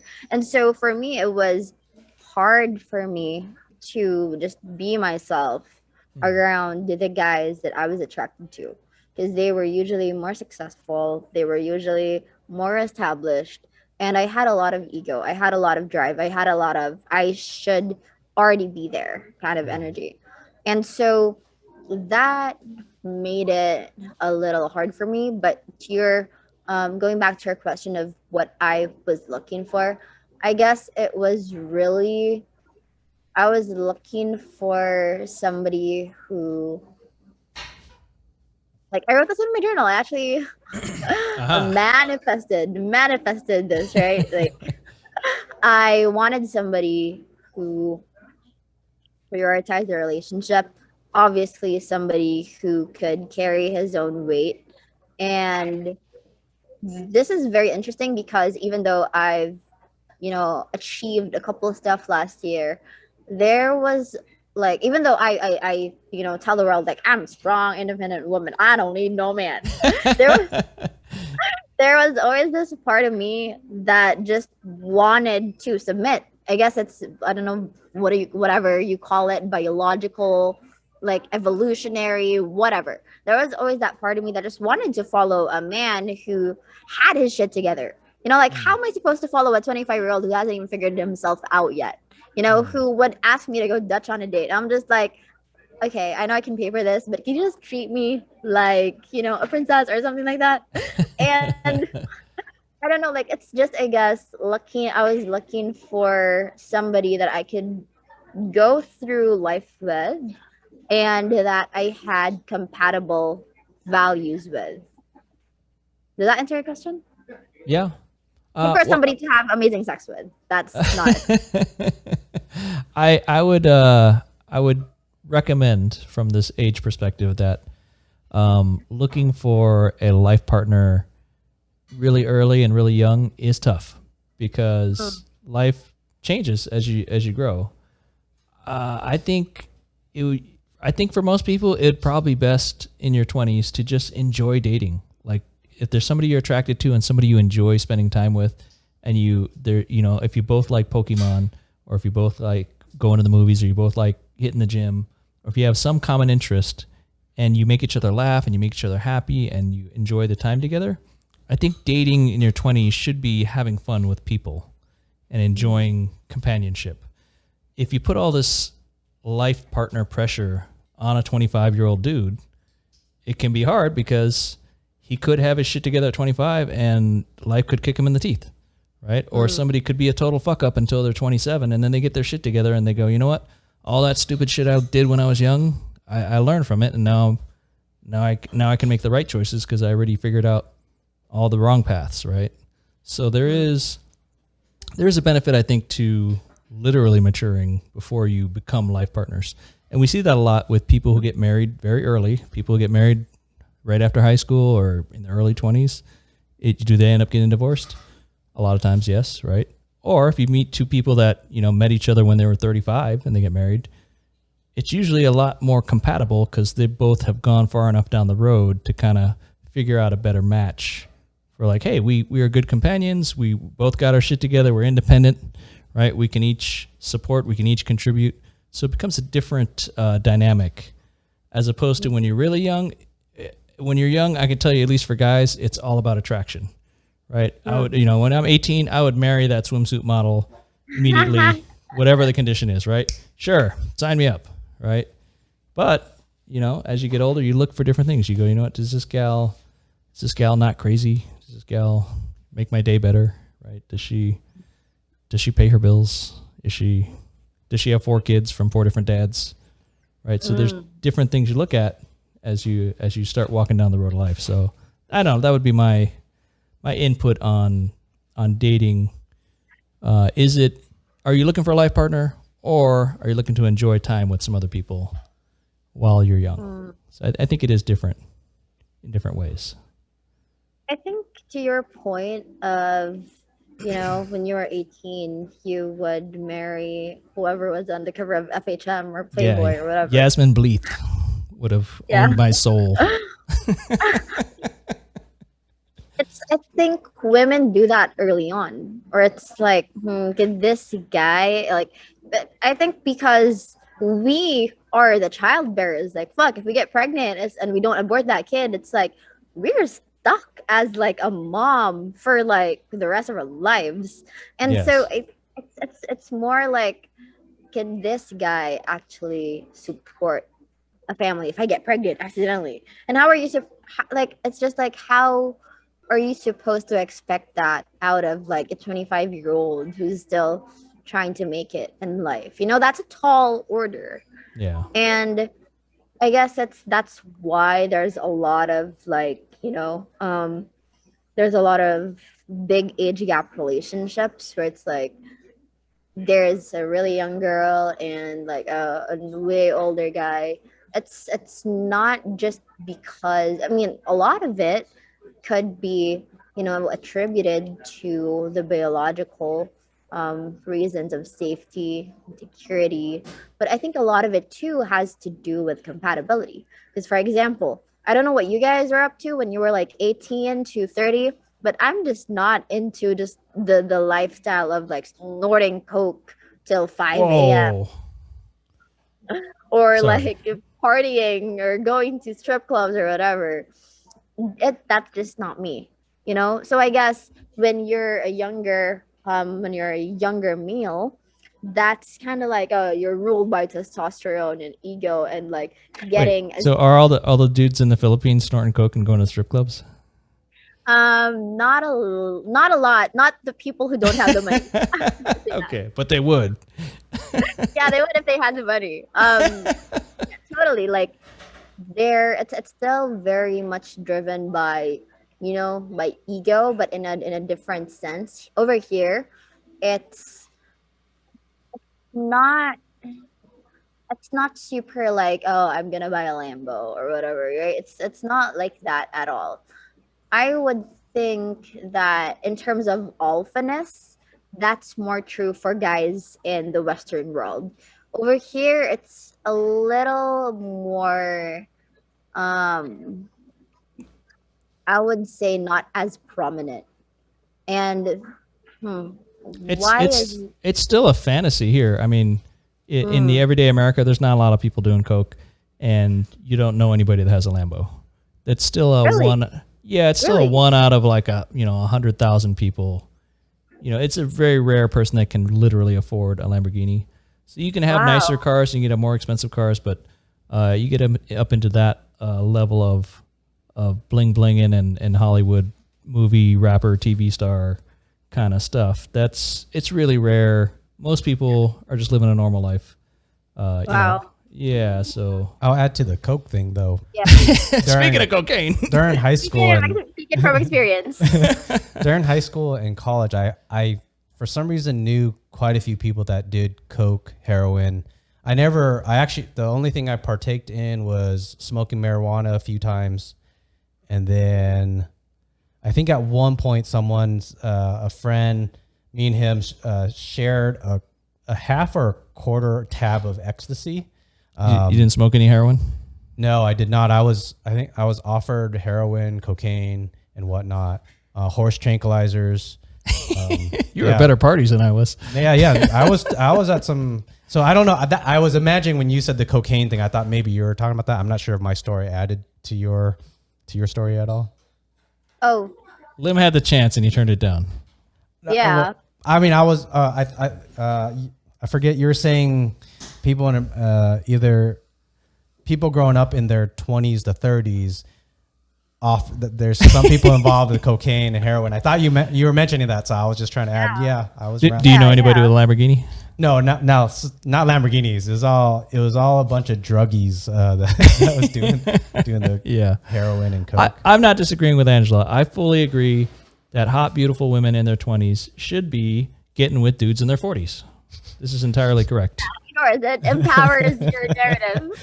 Yes, this is obvious, logical wisdom from the internet. It's good for our age group, mine and yours. No, I'm not talking about me. But now from a biological thing, that's odd because men are most horny when they're 18 or 17. That's a scientific Yes. proof or scientific thing.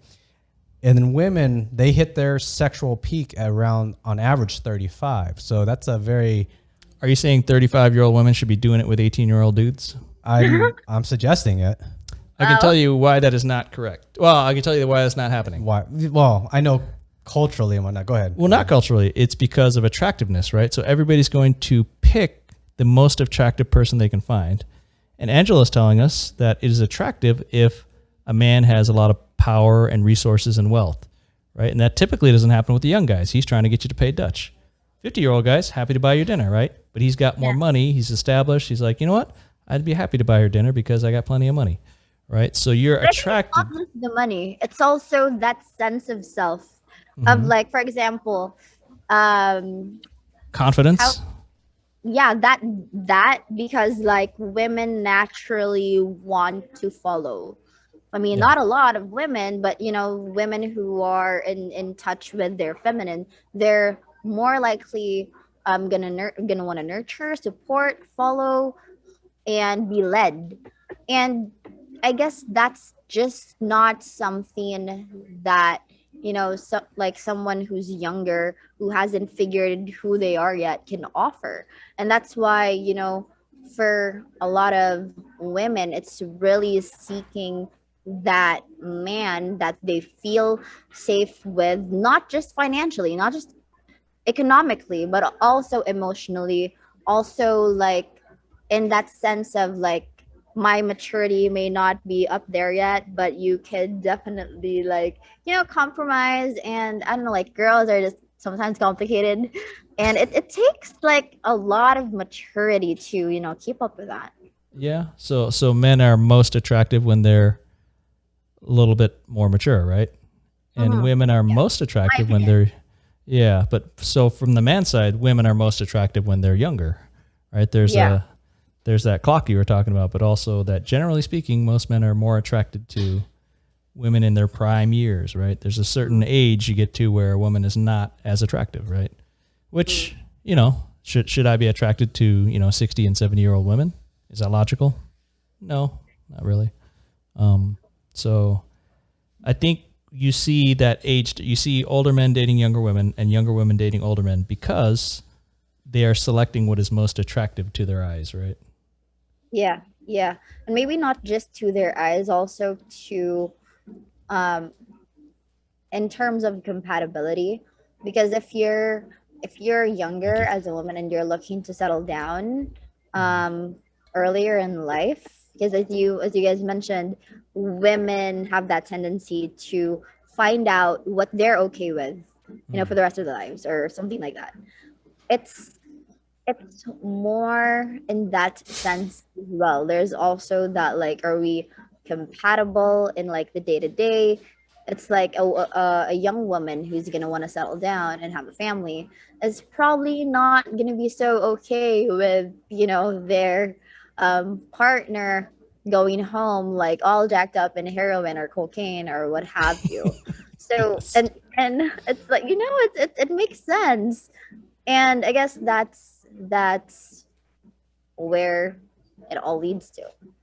I recommend against heroin and cocaine partners.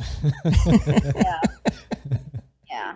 It's and especially like here in the Philippines, it's a little more serious. I met a guy who was in his 70s, and he Super had like attractive. well, no, Oh, he had okay. very attractive in a sense of like there's wisdom there, and like we were just talking as friends, and he had a wife and a kid, and he Yeah. was telling me that he had like an 8-year-old kid, and I was like, oh Woo. damn, he was rocking it out at 62. Yeah.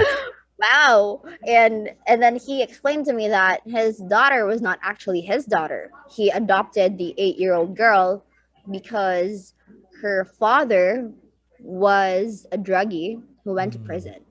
And her Gotcha. mom was also like quote unquote the most irresponsible person he's ever met. So I guess in more poverty stricken areas and places, it's really more about the practicality of, yes, there are financial aspects to it, but also like, can you can you stand your ground and stand by the family that we're about to raise here? Yeah, I think that's a great point that Americans would not understand because we are very lucky to not be near poverty the way that other countries are. Yeah. You know, the idea of poverty here is a lot better than regular life in a lot of other countries. So Americans are very spoiled if they don't understand Yeah. how difficult life can be when you literally have nothing, when you don't have any money, you don't have anything there. You don't have any support. You don't have any resources. You don't have any options. You don't have any way out. It's tough. Yeah. You're poor in the US, you have a car. You're poor here, you're out on the streets. You look like, I don't know, a hobo. Yeah. Do you have any overweight homeless people in the Philippines? Yeah, there are, but the ones that, who've really kind of like lost their way, they usually have mental illness or Yeah. like mental disorders that their family wasn't able to afford to get them the care that they needed. So they like literally would be out on the streets and I don't know, like harassing people randomly, eating from the trash, literally looking like they haven't showered in ages. Yeah. Yeah, it's unfortunate. A lot of our homeless problem is mental illness. The U.S. doesn't do a good job of helping people in that situation. It's tough. Wow. Yeah. So Do you jumping. guys have Oh, yeah, go ahead. No, go ahead. You go first. You guys have food stamps, right? We don't have that here in the Philippines.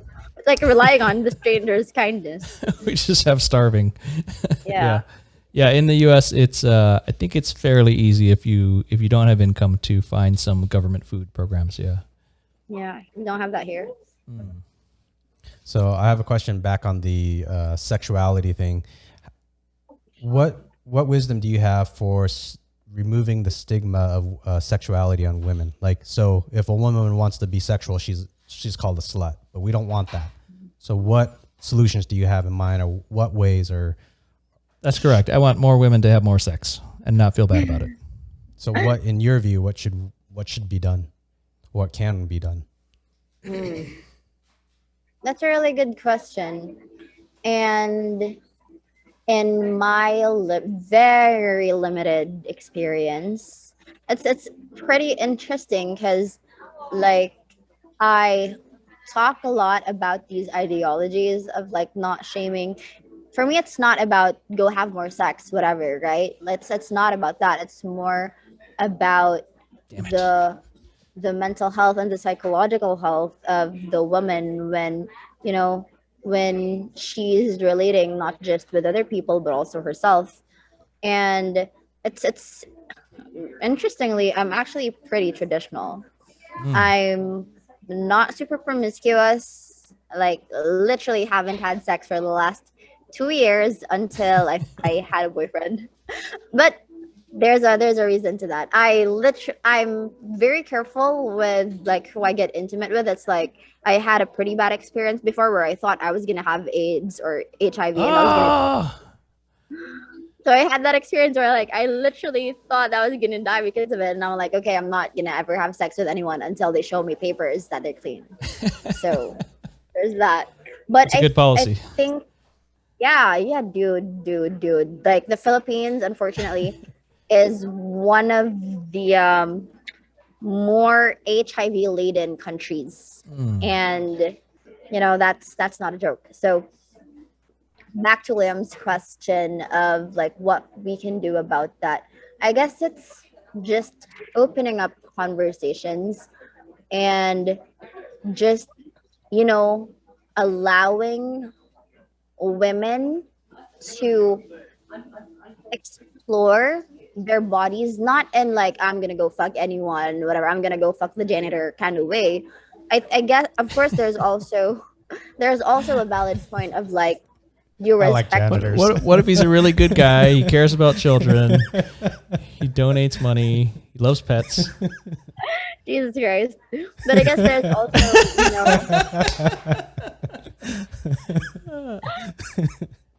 it's also valid for like, unfortunately, a lot of young girls and a lot of girls these days would kind of like do anything, post anything for attention. And, Aha. Sometimes Yeah. not always the right kind of attention. And you, like, as a young girl, you might be attracting guys who don't have the right intention for you. Oh, let me tell you, every guy wants to have sex with you. Yeah, that's the sort intention. of, something like that. Yeah, unfortunately. And No, women try to make it more complicated, and they think they're mature and they think they understand. But it's literally every man wants to have sex with you. That's all men think about. Okay. Yes. I guess that's a valid point. But it's also like, there's that side of women need to know their worth more, know that their worth is not in what their bodies look like, not in, how many selfies, how many likes they got on their selfies or on their photos where their cleavage is showing. So it's more dynamic, wherein we need to teach young girls that their worth isn't based on these things, and also letting parents, society, institutions let them open these conversations without young people fearing that they would be shamed or they would be judged. So I guess that could be the first step to that question. What's a personal story you have that contains something that you got judged on? I think there was one that you wrote in your bio about posting was it a video or a story about sex on Facebook and then your dad reprimanding you? Yeah. So here's what happened. I was in this mastermind in Phuket, and it was for like some marketing mastermind, right? Um, and I met this guy who we kind of like had this rebound thing going on because I was like just moving on from my pseudo ex, and he also just got out of a relationship. So we Wait, kind of like did you hook up on a vacation while you were still in a relationship? no, I was never in a relationship. I Oh, was I okay. was I was out of one. I actually like I would say I got cheated on, but we never were Mm. exclusive, like official or whatever. But he basically slept with like women behind my back. And Oh, that's a that good way to get AIDS. yeah, dude, literally like literally like Gotcha. I experienced having an infection where Oh. I blamed myself. Literally, imagine I was a broke high school kid needing to ask my parents for like $40, which was a lot for me at the time, to go to the Yeah. doctor to get the meds. And I was like, fuck, what the fuck is happening to my body? I don't understand. There's a weird shit coming out of my vagina. Fuck, I don't understand this. That sounds terrible. And I hate to laugh at that. yeah, I literally, believed that like I wanted to believe that, you know, he wouldn't do that or whatever. Right. So I spent that money, which was huge for me at the time. And I was under emotional stress too, because my dad wanted to take me to the OB because he was suspecting that I was doing like fishy shit when I'm not at school. Oh. And it was pretty traumatic. So I was moving out of that relationship, and I met this guy in Bali who was such a sweetheart, and we actually had our first date in a ping pong show club. Ping pong show Um, club. yeah, not We're sure gonna. if you get familiar with the red light district in Lim has no Asia. idea. Explain So it to me like I'm 5 years old. okay, Oh wait, like I'm 18 years old. Sorry. okay. For our listening audience benefit, the ping pong club show. Alright. So if you guys haven't been to Thailand, Thailand is a pretty batshit crazy country in the most beautiful sense. So there are like strip clubs where girls are literally shooting darts out of their vaginas. Shoot a dart out of your vagina. Yeah. Yeah. So and shooting ping pongs out of their vaginas. Ping So pong, as I can imagine. yeah. Dart sounds tough. Yeah, it was pretty crazy. So that's what is That's a in different the kind of pussy power right there. That's what her podcast is not about. That type of pussy Yeah. power. It's like Totally. horsepower. So we had our first date there, and it was a pretty wholesome first date, believe it or not. We were just like talking about life and Did he pay for talking everything? Yes, he did. He was Okay. a gentleman. Yes. That's a good man. He was actually pretty young. I was like 19 and he was 25. So Oh, not thank God much. you're 19. I thought you were 17. Jesus. No, Okay. I was 19 at the time and he was like 25. But he was, he pretty much had an accelerated growth in his life. He was Canadian. And we pretty much hit it off. I went back to the Philippines and he invited me to fly out to Bali with him. Now, as an Asian girl with a really strict dad, that was not an easy feat to Yeah. How'd you pull off. that off? I was just like, oh, my mastermind members, they just invited me to hang out in Bali. Yay, Yeah. I love you, Dad. But my dad was Okay, literally- bye. So I was living with my mom, and I told her everything, obviously, and she was like, "Yeah, okay, I want you to be happy." So, yay, mom, I love you. And we went to Bali, and we pretty much had a good time. We were like boyfriend girlfriend there, not officially, but like the experience was like that. And I was like, oh, swept away. And I had a pretty good experience. Like I was chilling out by the beach. I was on mushrooms, just feeling like I understood the secrets of the universe. And I had a really dope time.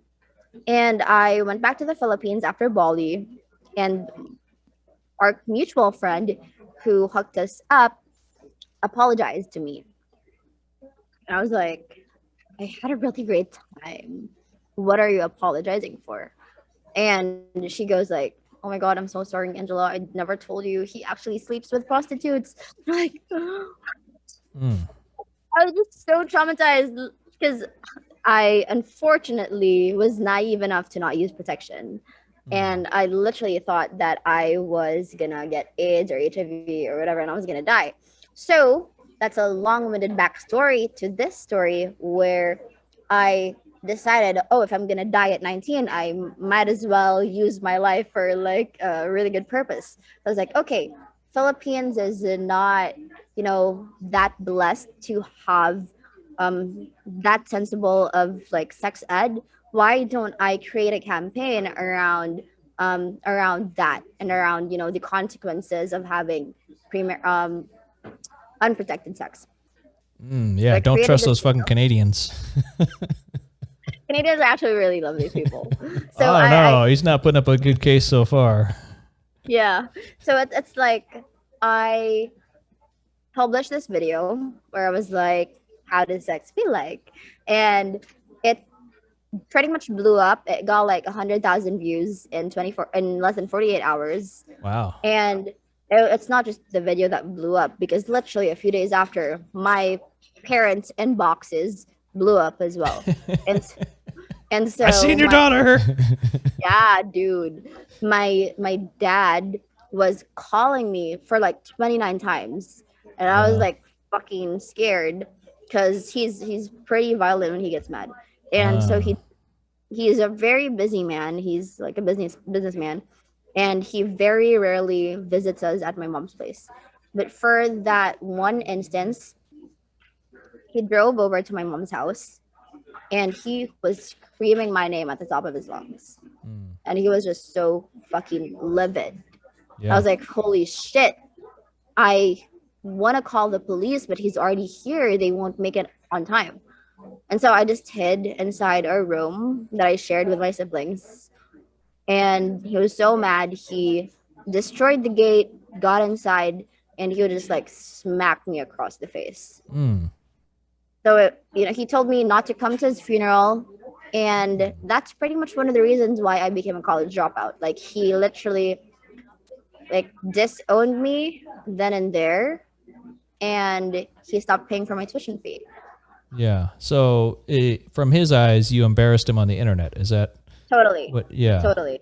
He's feeling a lot of shame because you're talking Yeah. openly about sex. Yeah.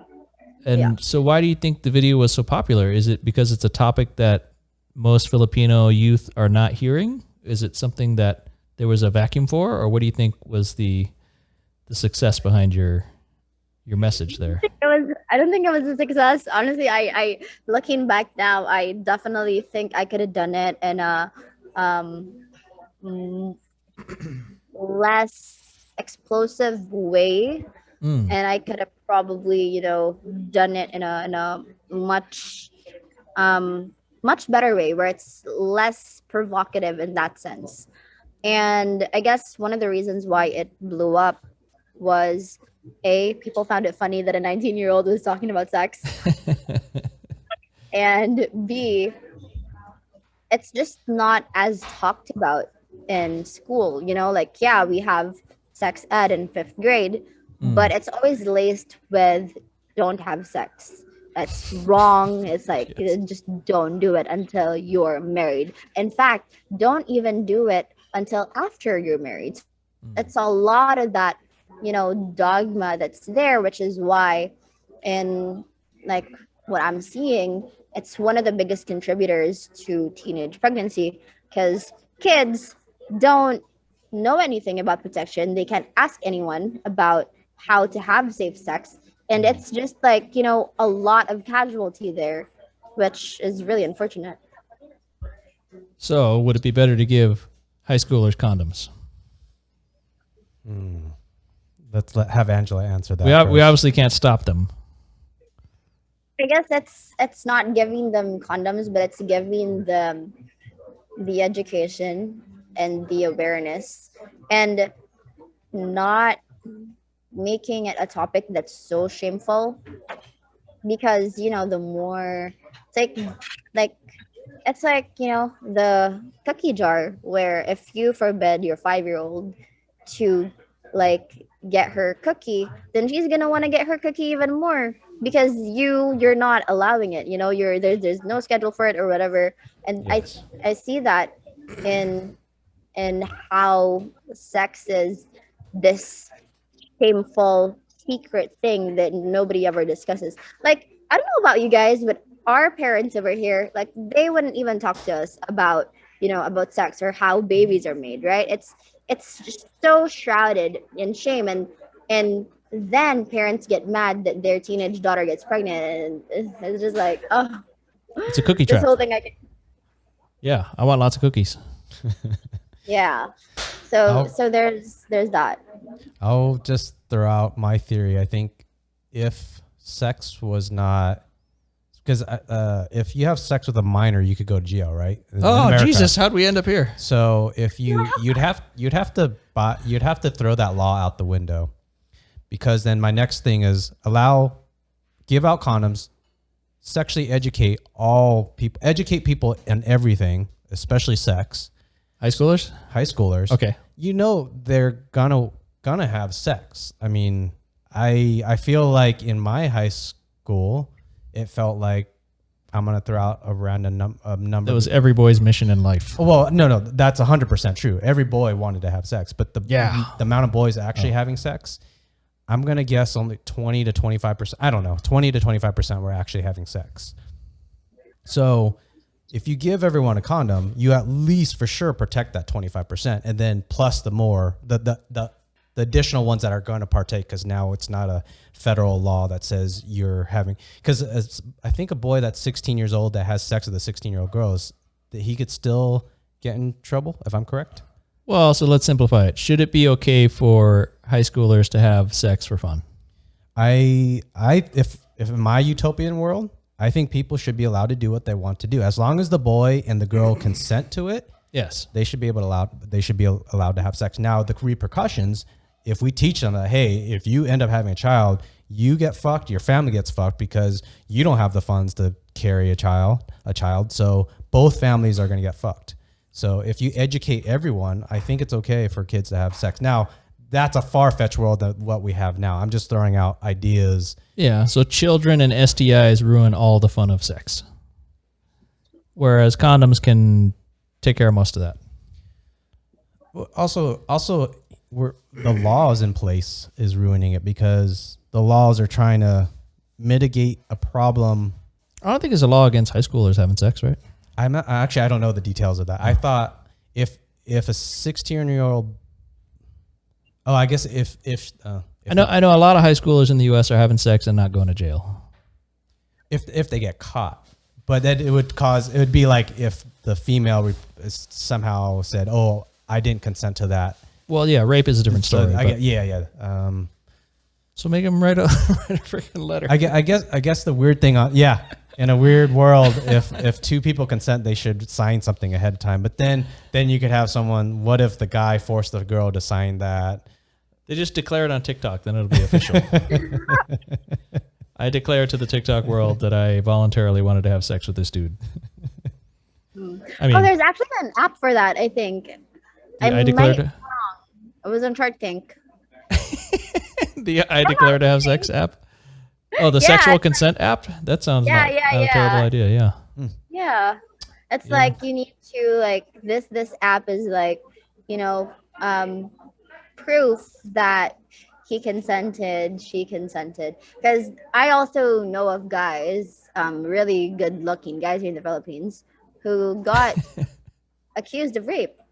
And unfortunately that, it's not a joke. Like, one of the people closest to me got accused of rape, and the consequence of jail time, and he said it wasn't true at all. So he was like, fuck, I'm gonna go to jail for something that I didn't even do. Because here in the Philippines, there's no room, there's no room for doubt. Basically, if a woman says she's raped, the court believes it, right? And for that friend of mine, he was he literally just turned 18, so he's like legally um responsible now.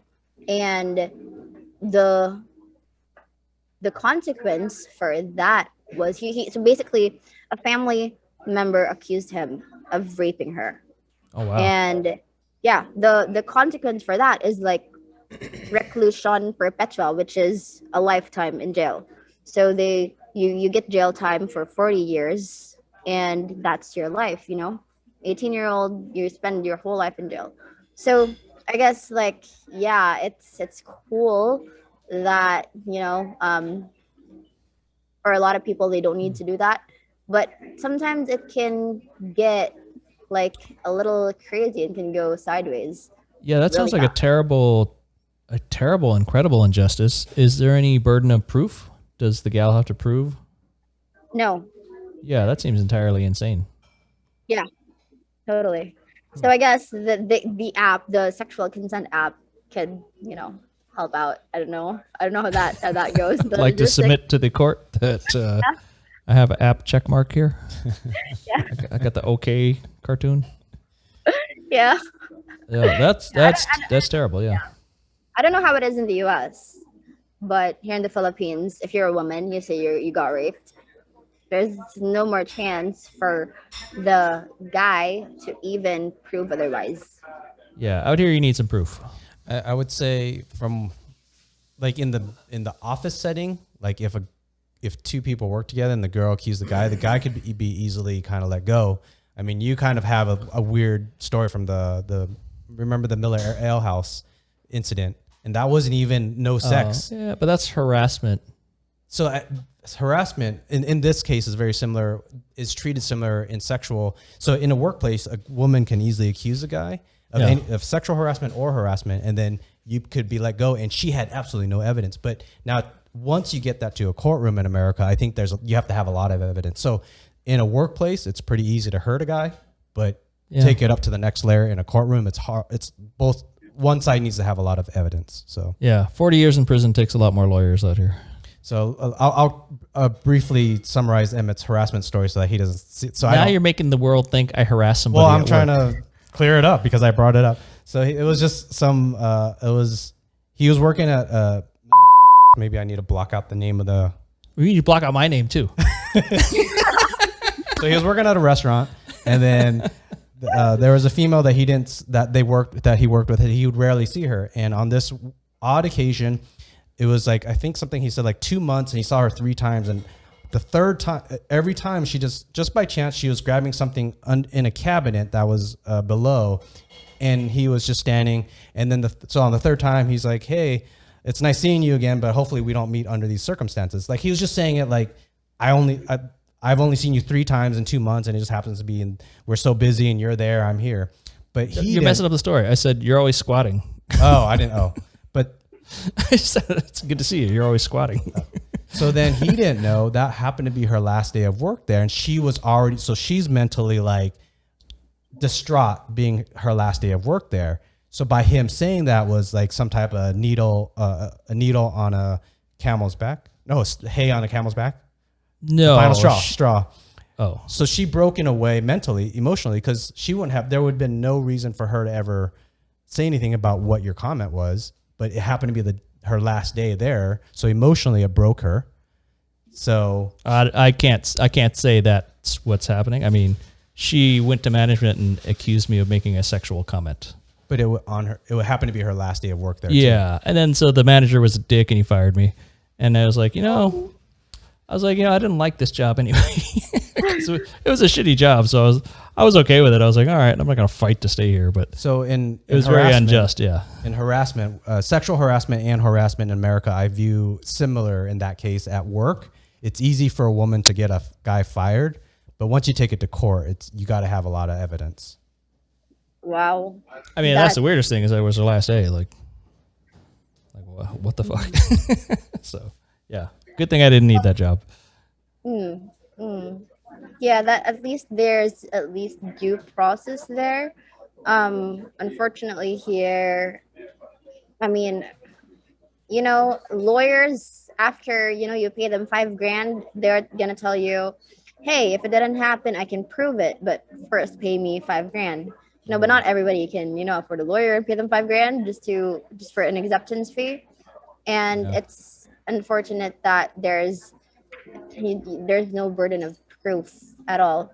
And that's not to say that, it's unfortunate for just for guys, because I mean there are also cases here where there were local no no no there were politicians from a very well-known family who ended up raping this like teenager, and she was like the sexualization of teens and whatnot. At the time, she was really beautiful, and um, she was kind of like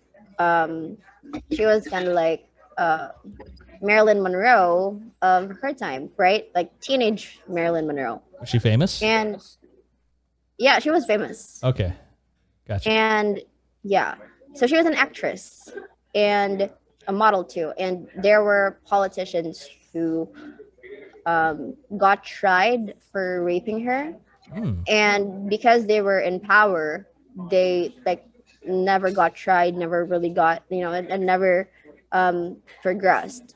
So there are injustices like that, and I guess it just sometimes it's not fair for both sides as well, because there are women who indeed have been victims of this, and there are also guys who've been indeed victims of this. So I guess the lesson here is I need to move out of the Philippines.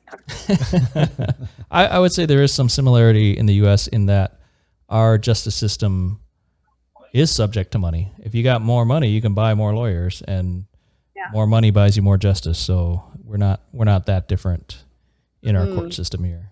Yeah. So like you say, if you're poor and you can't afford a lawyer, then here you might get a public defendant or a public I think that's what they call it, public defendant. But it's not going to be a great lawyer. It's going to be whoever showed up that day and doesn't really care about you. So, but if you're rich, then you can buy a team of lawyers to defend you, right? So, it's problematic. I have a question that I'm going to jump topics if you guys are okay with that.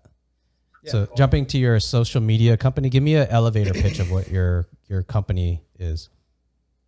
Right now, we transitioned again to paid marketing. It's leadzilla.io now, and we pretty much bring coaches and consultants qualified leads and their ideal prospects in a more automated way. What does that mean? They don't need to reach out to like 40 people a day, manually messaging them on Facebook, because they can literally just like run an ad, and they don't run the ad. We run the ad for them, and they wake up the next day and there are people who are ready to get on a call with them and ready to talk to them about their offer. And then are you with the transition, is it a new company that you're like transitioning out from the old company to a new thing and you guys are ready to rock and roll, or are you guys in a transitional period where you're ramping up still? We're already serving clients now. So we have a client in Canada who's in the financial services company, and they used to only do traditional methods. So they would do like anywhere from $14,000 to $20,000 a month with just word of mouth, just like traditionally knocking in door to door. And so, they had issues with the scaling because they were running out of leads really fast. So those are the kinds of people that we help. We also help coaches. My business partner is actually a coach himself. So he's built a multi-million-dollar coaching company for himself. And now, from his trial and error and the social landscape, we take both and we do the same for service providers who are tired of just doing it the old way. What's kind of your niche market? Like you mentioned, is that life coaches, and then also was it financial firms? So for us, it's financial consultants and life coaches, business coaches, and more on like energy healers. Yeah. Okay. What website or how should someone contact your company? What's the best way? Leadzilla.io. Yes, leadzilla.io. I there like the name literally came from, I'm not a movie person. I watch like 2 to 3 movies in a year. That was when I was single. Now that I have a boyfriend, Does I that have include like porn videos? no, not anymore. That's one. So like Watch the whole movie. yeah. I'm not watching for the script. Fast forward for the money shot. Now it's like I have to watch a movie at least like once a month.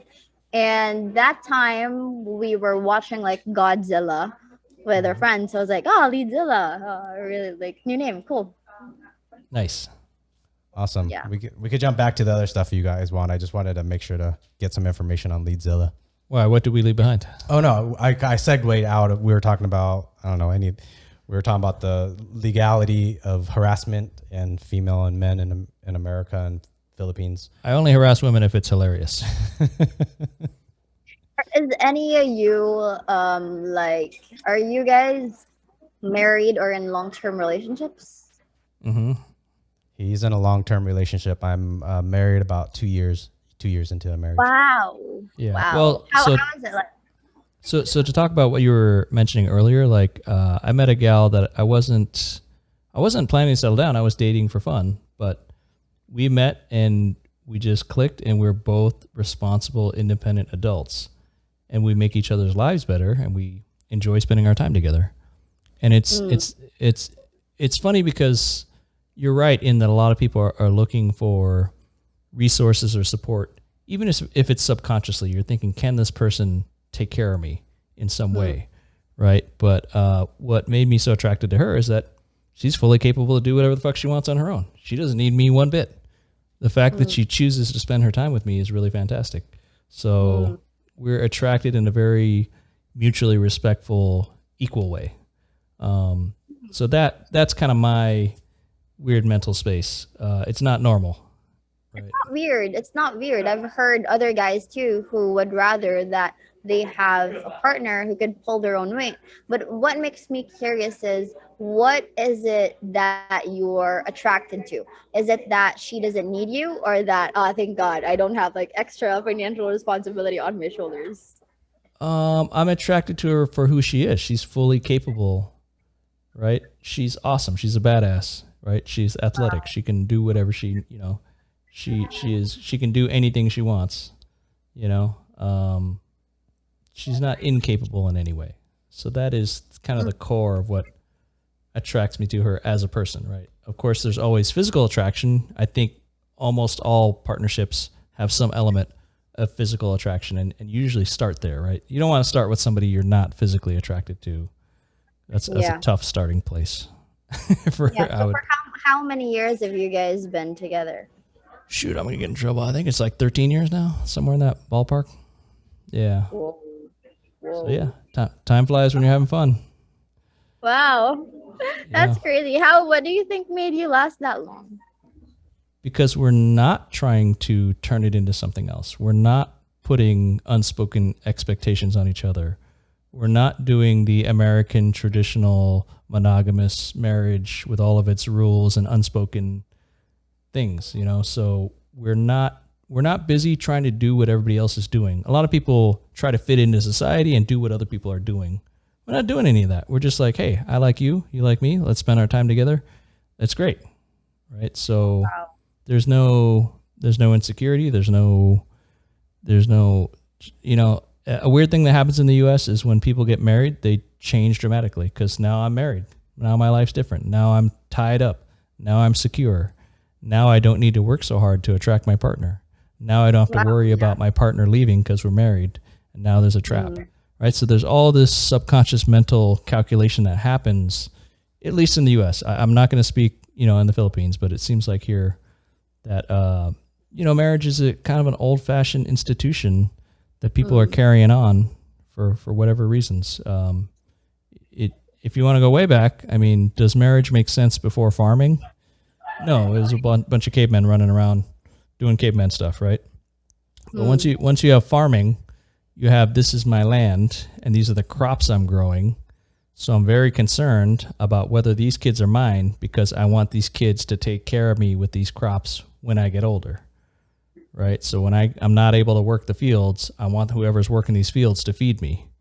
So you get this idea of monogamous marriage because I want my inheritance to go to somebody who I'm sure is my son, is kind of the roots of how marriage comes about. Then you start adding in religion and a whole bunch of other kooky ideas. And then now you look around, ain't none of us are farmers anymore, but we're still playing by these old fashioned rules. So you said it's old fashioned. Are you in any way into like polyamory? I think that, yeah, I mean, why is it not possible for somebody to love many people? I mean, for you personally. Yeah, it'd be great, right? So, well, let me ask you this. Do you love your child more than anything on earth? Yes, I love my child. Well, what if you have another kid? Do you have half the love for that kid now? I mean, you already loved him 100%. What about the second kid? Can you love the second kid as much? What if you got 4 dogs? Do you love your dogs all 1,000%? You know? So why is it with life partners you can only love one person 100%? What is this insecurity about in monogamy? I find that really interesting because that was the exact same thing, not the exact same, but like my pseudo ex had a really similar way of thinking where it's like love is free market, right? I could love you, I could love her, I could love anybody else. Yeah. And I guess like at that time it just sounded really ridiculous to me because I had all this insecurity as like a 17-year-old kid. And now I'm actually with my boyfriend who's like, let's get married, let's have forever. And to your point, where I was like, like when I asked you, because I was genuinely curious how you guys lasted, you said there's no insane expectations from each other. Yeah. I mean, did you want to pipe in there? So I would add in for me, I think it's just two people that are trying to find some type of equilibrium, a sustainable lifestyle. So I think that's all it is. So you 22 years old now, you may find, I mean, I'm just saying, what if this may not come true. You might break up with this guy that's 30, but then when you become 32 years old, you might want exactly what he wanted at that time, but that's 8 years apart. So it's just, we're dealing with humans that change through time and different expectations and stuff. So for my wife, I feel like we have a sustainable relationship, in my opinion. Some people might, from the outside, might look in and see we spend too much time together, or I'm pretty sure I've heard Emmett mention like my life has kind of changed quite differently in the last 2 years. I go out less, but there's also the pandemic, and there's also financially things have changed. So there's things I'm considering for the long term for her. So am I putting unwanted weight on her? I don't think I am, actually. I think I have a delicate balance to give her where she came from Vietnam, so she's learning English. So that's a heavy burden already. So like financially, I take care of things. There might be things like she likes to cook, and from the outside, it might seem like, oh, that's a typical husband-wife relationship. But sustainably, I think it works. Like I don't put those expectations. I actually tell her, hey, cooking is not a priority. I don't need that. She knows too. I'll go grab a bowl of cereal. I don't care. I'll take top ramen. I'm totally perfectly fine for that. Cooking something good, delicious, yes, it's fucking fantastic. I love it, but do not make that a priority. Our other things, her learning English, me taking care of the bills, me working on something that could grow our life together. To me, that's priority. So it's about two people and the sustainability of it. Yeah. I think it very much depends on like the dynamic of the couple, which is, I'm very curious, like, do you guys ever feel pressured to provide for your partner or provide for your family? Is it still as prevalent where you guys are at? For me in my life, yes. I think Emmett and his girlfriend, it's a little bit different. They're both Americans, and It's a different situation. Yeah. yep, two different people. For my situation, because I married, I got my wife. I met her in Vietnam. She's Vietnamese, or she's Vietnamese citizen. So for me to get her visa, green card, and stuff, so that puts a dependence. She's a dependent on me right now until we could get her fluent with English and get her a job and whatnot. Yeah, and that's a totally different situation whereby that marriage is a gift, right? If you're in Vietnam and you can marry an American, that's a fantastic come up in that you get more rights and you get freedom to travel. And if you can become a U.S. citizen, that's a desirable goal, right? And if it's somebody you love, then great, right? Somebody you guys love each other, you spend time together. I'm not against all marriage. I'm just speaking of the typical American marriage. There seems to be problematic in a lot of ways. How about you, Emma? Have you never like had that, pressure that you felt where it's like, I'm the man of the house, I need to do this, this, this, and that? No, because she is such a capable person. We have different strengths, right? So there are times when she's shy about certain things, and I'll speak up a little more, right? But she's great at a lot of things that I'm not great at, right? She does a lot of things that I'm really impressed by. So, I think it's a good partnership, and I feel super lucky, right? I feel like, if I hadn't met her, then that opportunity wouldn't be there. My choices would be other women who have different capabilities or different attractions, right? So, yeah, I would say some guys do get it in their head they want to get married. So he obviously had a previous marriage, and he likes the idea of marriage, and he loves getting married to obviously beautiful, intelligent women. So he might be thinking, man, this girl's a keeper, right? He might be thinking, I've met some women, and this gal is really special. That might give him the idea. I want to hold on to her. I want to keep her. I want to be her partner, right? This might be a little too feminine, a little too woo-woo for you guys, but I remember writing in my journal, like, this is what I want in a partner. This, he prioritizes me. He's more faithful than I am, yada, yada, yada, yada. And I was like, okay, I asked for this. I never really expected that it would come this soon, and I would feel a lot of pressure from what I asked for. So it's like, okay, I asked for this. I want to be able to take care of this, but also at the same time, I'm feeling a little bit pressured because I thought at this stage I was supposed to like figure life out and not have to commit to something that I'm not even sure if like 40 years or like when I'm 40 years old, I'm still going to be the same person. Yeah. So there's. Yeah, it's a lot. Well, maybe this will help with the marriage pressure is that people should spend some time together before wanting to get married, right?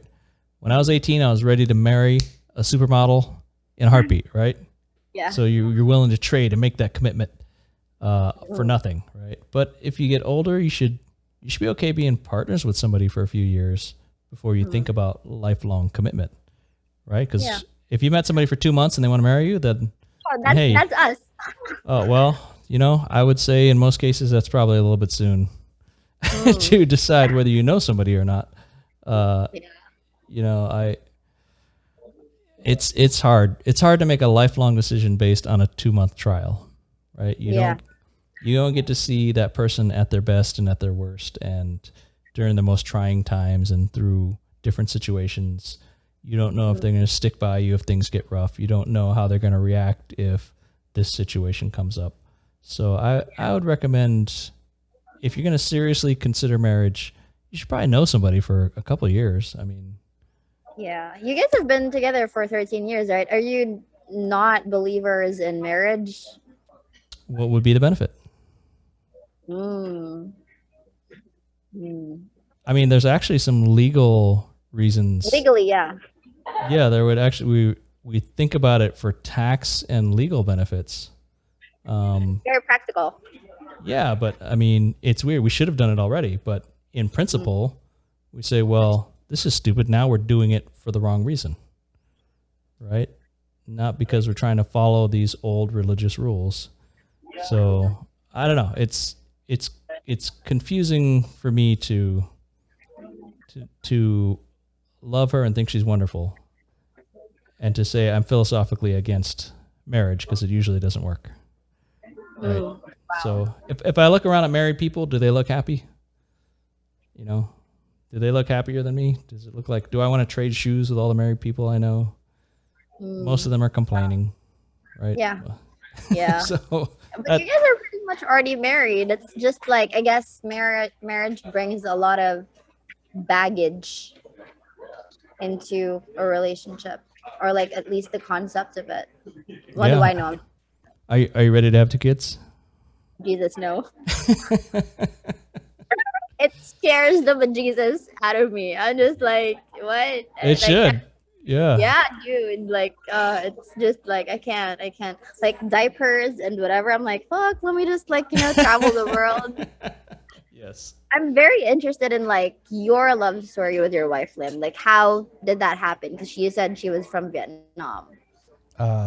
I'll try to make the story shorter, and I could give you a long story off the podcast if you want. But the only reason because I said the story before on the podcast, so I just don't want to repeat it too much. It's a beautiful story. I went with Emmett to Vietnam in 2018. My cousin, he was like, hey, I know my cousin there in Vietnam. He was born and raised there. He said, hey, I know this girl. Would you want to meet her? And I was like, well, I don't want to get pulled into this Vietnamese culture, this tradition where I have to meet her and have to marry her. Like, hey, his family was trying to set him up. Yeah. And then he's all, don't worry, we know you're American. And I'm like, oh, really? He's like, yeah, don't worry about it. I was like, really? And he said, trust me, we know you're American. Just meet her. If you don't want to talk to her ever again, that's up to you. I was like, okay.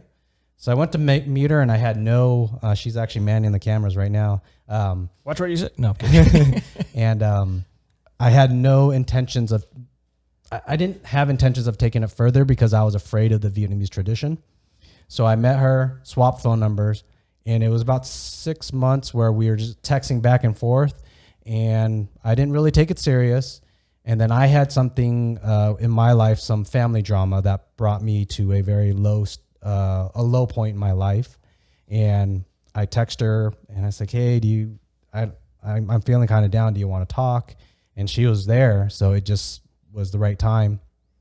And so I opened up, she was there the whole time. Then as that whole month where I was like, there seems to be something potentially here. So then I started drilling heavy questions at her just to see how she would respond.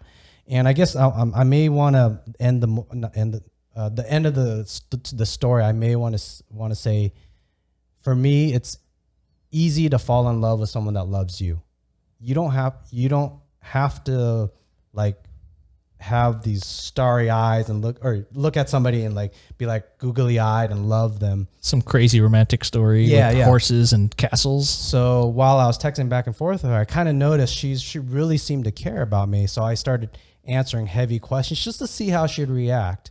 And she seemed to play the right cards. So I was like, maybe something's even more here than I originally thought. And then as we went through further talking to each other, and I said, hey, do you want to think about doing a fiance visa thing? Like, I enjoy talking with you every day. I enjoy doing video calls with you every day. We're on the phone all the time. They were totally on the phone all the time. Yeah. I mean, to the point like I would be falling asleep and we would have the phone on, and in different time zones, I would wake up and she's still on the phone 8 hours later. So it felt like something was there. So we went through with the paperwork, and actually this was I feel like an important part of the story. When I asked her about the fiance visa thing, I said, hey, the cost of this paperwork is about $500, $600. If things don't work out behind us, that's okay with me losing the $500 or $600.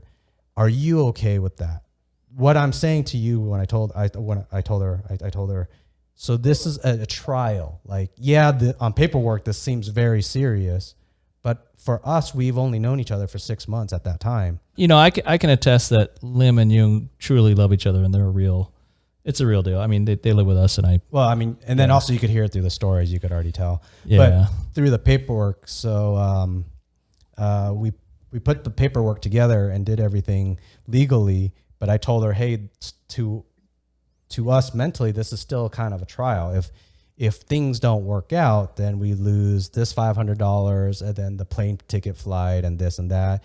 And money's not, I mean, it's important, but I don't mind throwing that away if we don't work. And she kept on saying, okay. And so I just kept on asking heavy questions. That was my thing. I like to ask heavy questions. Like if she's able to like skip past the bullshit. Yeah. If you're able to answer these questions correctly and day in, day out, I freaking bombard. Like not that I'm a dick, but would you kill me with a hammer to save 18 dogs? I don't even remember some of the questions. Just like relationship stuff. Like, hey, if I had a long day from work and I come home pissed off, how would you react? And then I would try to. Those things could happen too. Like I had a long day at work. We're on the phone often, so that she could see when I'm pissed off from something that happened at work. So I'm able to see, did she act the way she said she would? So, So in the pro marriage case, I can say with my own eyes, I see that Liem and Jung have a great marriage. They love each other and they enjoy spending their time together, and it works, right? So I'm not saying that all marriages suck. I just say that it seems problematic a lot of times. But it can be great. That's awesome. And like, believe it or not, I was in an almost similar spot just a year ago. I was supposed to like fly out for this. Mastermind. No, not a mastermind. So I was supposed to fly out actually to Thailand to like, hang out with this guy, and I was really into him. And it's a lot of things kind of like held me back aside from the pandemic. And I was literally scared, like, what if we don't work out? Like how expensive is Thailand actually? Like probably let's say 2 times more. And like if I all the fears of what if I get COVID there and we don't work out and whatever. But it's you don't want Thailand COVID. No, but I admire that story because sometimes when someone has more time to think about what they would respond, they'd be on like their best foot, right? But it's when actually happening in real life, they might respond or react in different ways. So I'm glad that your wife passed all like the tests that you have. Yeah. Lucky for Liem. Student, apparently. To jump to the, it's easy to love someone that loves you. It seemed like she was more open to me in the beginning than I was open to her. So if I had to say a scale of love, she loved me first. And then as time progressed, as I saw the loving traits of her, I loved her. But for me, it takes time to see those things, to see the words and see the actions come through. Like someone could lie to me, and I mean, we are human. We're wrong from time to time. So I have my predictions on how somebody might react and how I might judge them, but I could be wrong. So through time, she really showed that she loved me. So I think that was a key indicator for me. I think jumping back to, like, you could jump into a relationship, you could look at some attractive woman and just love her face, her body, whatever, but is that a sustainable relationship for a long time? So I think that's my moral of that story, I guess. Yeah. All right. Wow. So can I buy you a trip to Bali? Will you meet me there? Probably not. Okay. My boyfriend probably won't be too happy. Well, when you break up. I don't know. He doesn't like the concept of ever talking about if we would break up or something. Well, of course not. He's trying to lock you in. I know. Sometimes I'm like, I sit and I'm like, I wonder if like, is this a red flag? Like, is this a red flag? Is this a red flag? Okay. But sometimes again, there's that part of me is like, oh, I asked for this. Let's see. Like, I'm pretty sure there's a reason why it came about, and I wanna learn the lessons that this dynamic and this relationship has to teach me. Oh, I like that.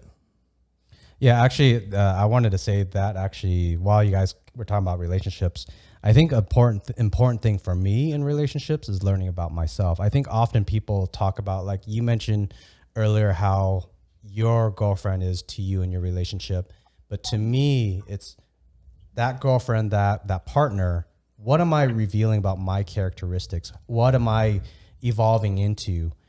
I think that takes an intimate relationship with someone else for that to reveal it to you. Meaning, until I'm put into a position where I have to either financially take care of somebody or have expectations from another person, I could go hang out with my friends. They have no expectations that I'm going to financially take care of their home, their dinner, their car. So friendships, I mean, it's just a bit more surface area sometimes. I mean, sure, a friend may call up and say, hey, my car broke down. Can you give me a ride? Hey, I'm having a bad day. Can you talk to me? But a relationship of this magnitude, a marriage or a girlfriend, boyfriend, ride or die. There is a point where it's either ride or die, or you got to find out, are you going to ride with this person, or are you going to take a different train? Sorry, I just wanted to put it in rap terms. All right.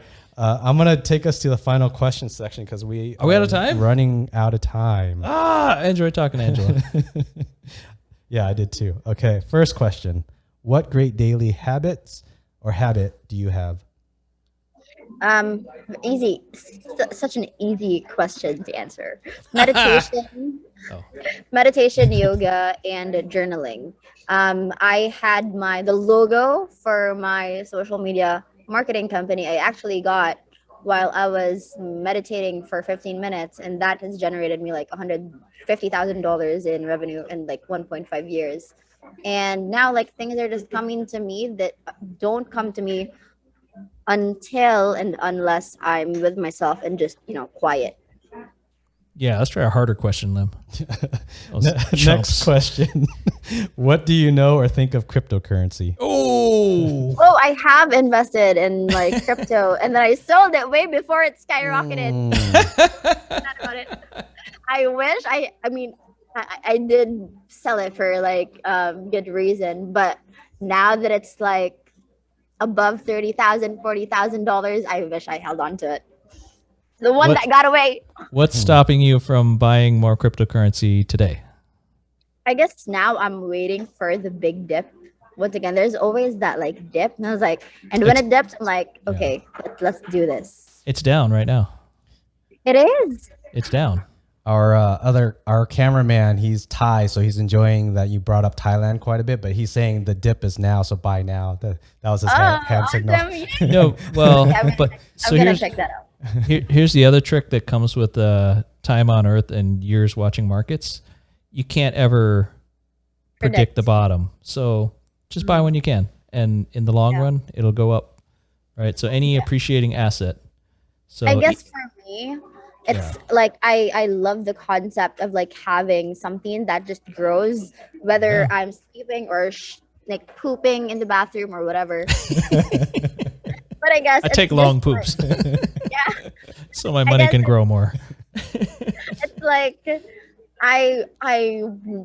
for me, it's just, like you guys said, you can't predict the market. So do I really want to put a lot of money into crypto, praying and wishing one day that it's just gonna go over the moon? Or would I rather invest that into something that I can control, like a business? So there are like, I guess that's my reservation with crypto. It's like a lot of people think of it as like my lottery ticket. Yes. But it's not always going to be like that. Yeah. No, I agree. If you are having a lot of success for your business and you need that money for your business, then that's totally legit. That's a good use for it. Yeah. I'm huge into cryptocurrency. I'm a software engineer. I look at it from a different perspective. I think blockchain is a technology that the world, Emmett's heard this pitch like 20 million times, but blockchain you're just preaching to the world. Yeah. Blockchain is a technology that the world has never seen yet. As in 1980, 1970, was it, when the internet came out and people were like saying, oh, this is going to change the world. Blockchain is a technology that's going to change the world. It is something that we humans have never had this this type of decentralized consensus mechanism. There's nothing that's ever been written like it before. So Oh, I agree. I think agree it's with yeah. Yeah. Yeah, I agree with that totally. Awesome. All right. If you ever have any questions, feel free to shoot me questions on cryptocurrency. And then maybe we should disclaimer YouTube. We are not financial advisors. This is not financial advice. This is for educational purposes only. I am a relationship advisor, though. I will give everybody more advice than they want. Well, you've been, together for 13 years, so I'll vouch for that. Let me show you how it works. Next question. What's the biggest problem for humans and what should we do to fix it? The biggest problem for humans, I guess, is that a lot of us don't feel empowered to be ourselves. A lot of us live lives that our parents want for us, that society wants for us, our partner wants for us, but we almost always just live our lives being distracted by all these noises and never really get to the bottom of what it is that we actually want, like why we're here, what we're here for, what we live for. And I think it's really sad, that a lot of people, when they're on their deathbed, they realize that they never really found out who they were. And I guess one of the ways to counter that is introspection, healing yourself, your trauma. I'm actually gonna be studying to become like an energy practitioner, like a therapist of some sorts, to contribute to that mission. And I guess it's really just like looking at yourself in the mirror and being okay with your shit, accepting yourself, no matter who's for it or against it. Does it include mushrooms? Yes. Okay, perfect. I'm in. Sold. Yeah. Next question. What's your favorite food or dish? First thing that comes to my mind, I love sushi, and I also love pizza. Sushi and pizza. What sushi rolls or sashimi or all right, sushi Rolls. Rolls. Roll out. What's your favorite roll? Caterpillar? Anything that no, Jesus Christ. Wait, sorry. Here in caterpillar roll here is usually eel. Sorry. There's not a caterpillar on it. No. Yeah.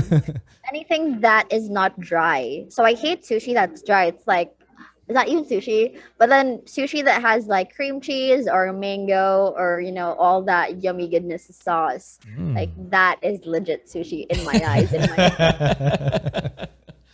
Awesome. Final question. Shout out 2 friends that you think should do this podcast. Oh, I love that. Yvette Lopez, who is a former Playboy playmate. She should totally do this podcast. Oh, yeah, dude. Like, she is going to talk about being offered like $60,000 for like 3 days in Japan. Woo. So she is freaking amazing. Like, she will talk about sex and sexuality, and not sex and spirituality. So she's very spiritual, but also she used to be a sex worker. So I vote her. And I would say my boyfriend should probably do this podcast. Yeah, so we'll put him on the grill. Yeah.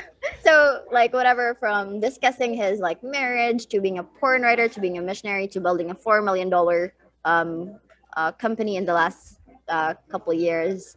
That would be amazing. Were his porn stories any good? Did you read the scripts? I never read them. I've got one where a plumber meets a cable guy. Yeah. No? Okay. And they try to deliver a pizza. Yeah. No? Okay. Yeah. Common script. Not together. That's crazy. All right, Angela, do you have a cup to cheers for the end? Thank you for speaking to another generation. Keep doing what you're doing. Thank you so much for spending this 3 hours with us. Awesome. Pussy power. All right, you guys. Pussy power.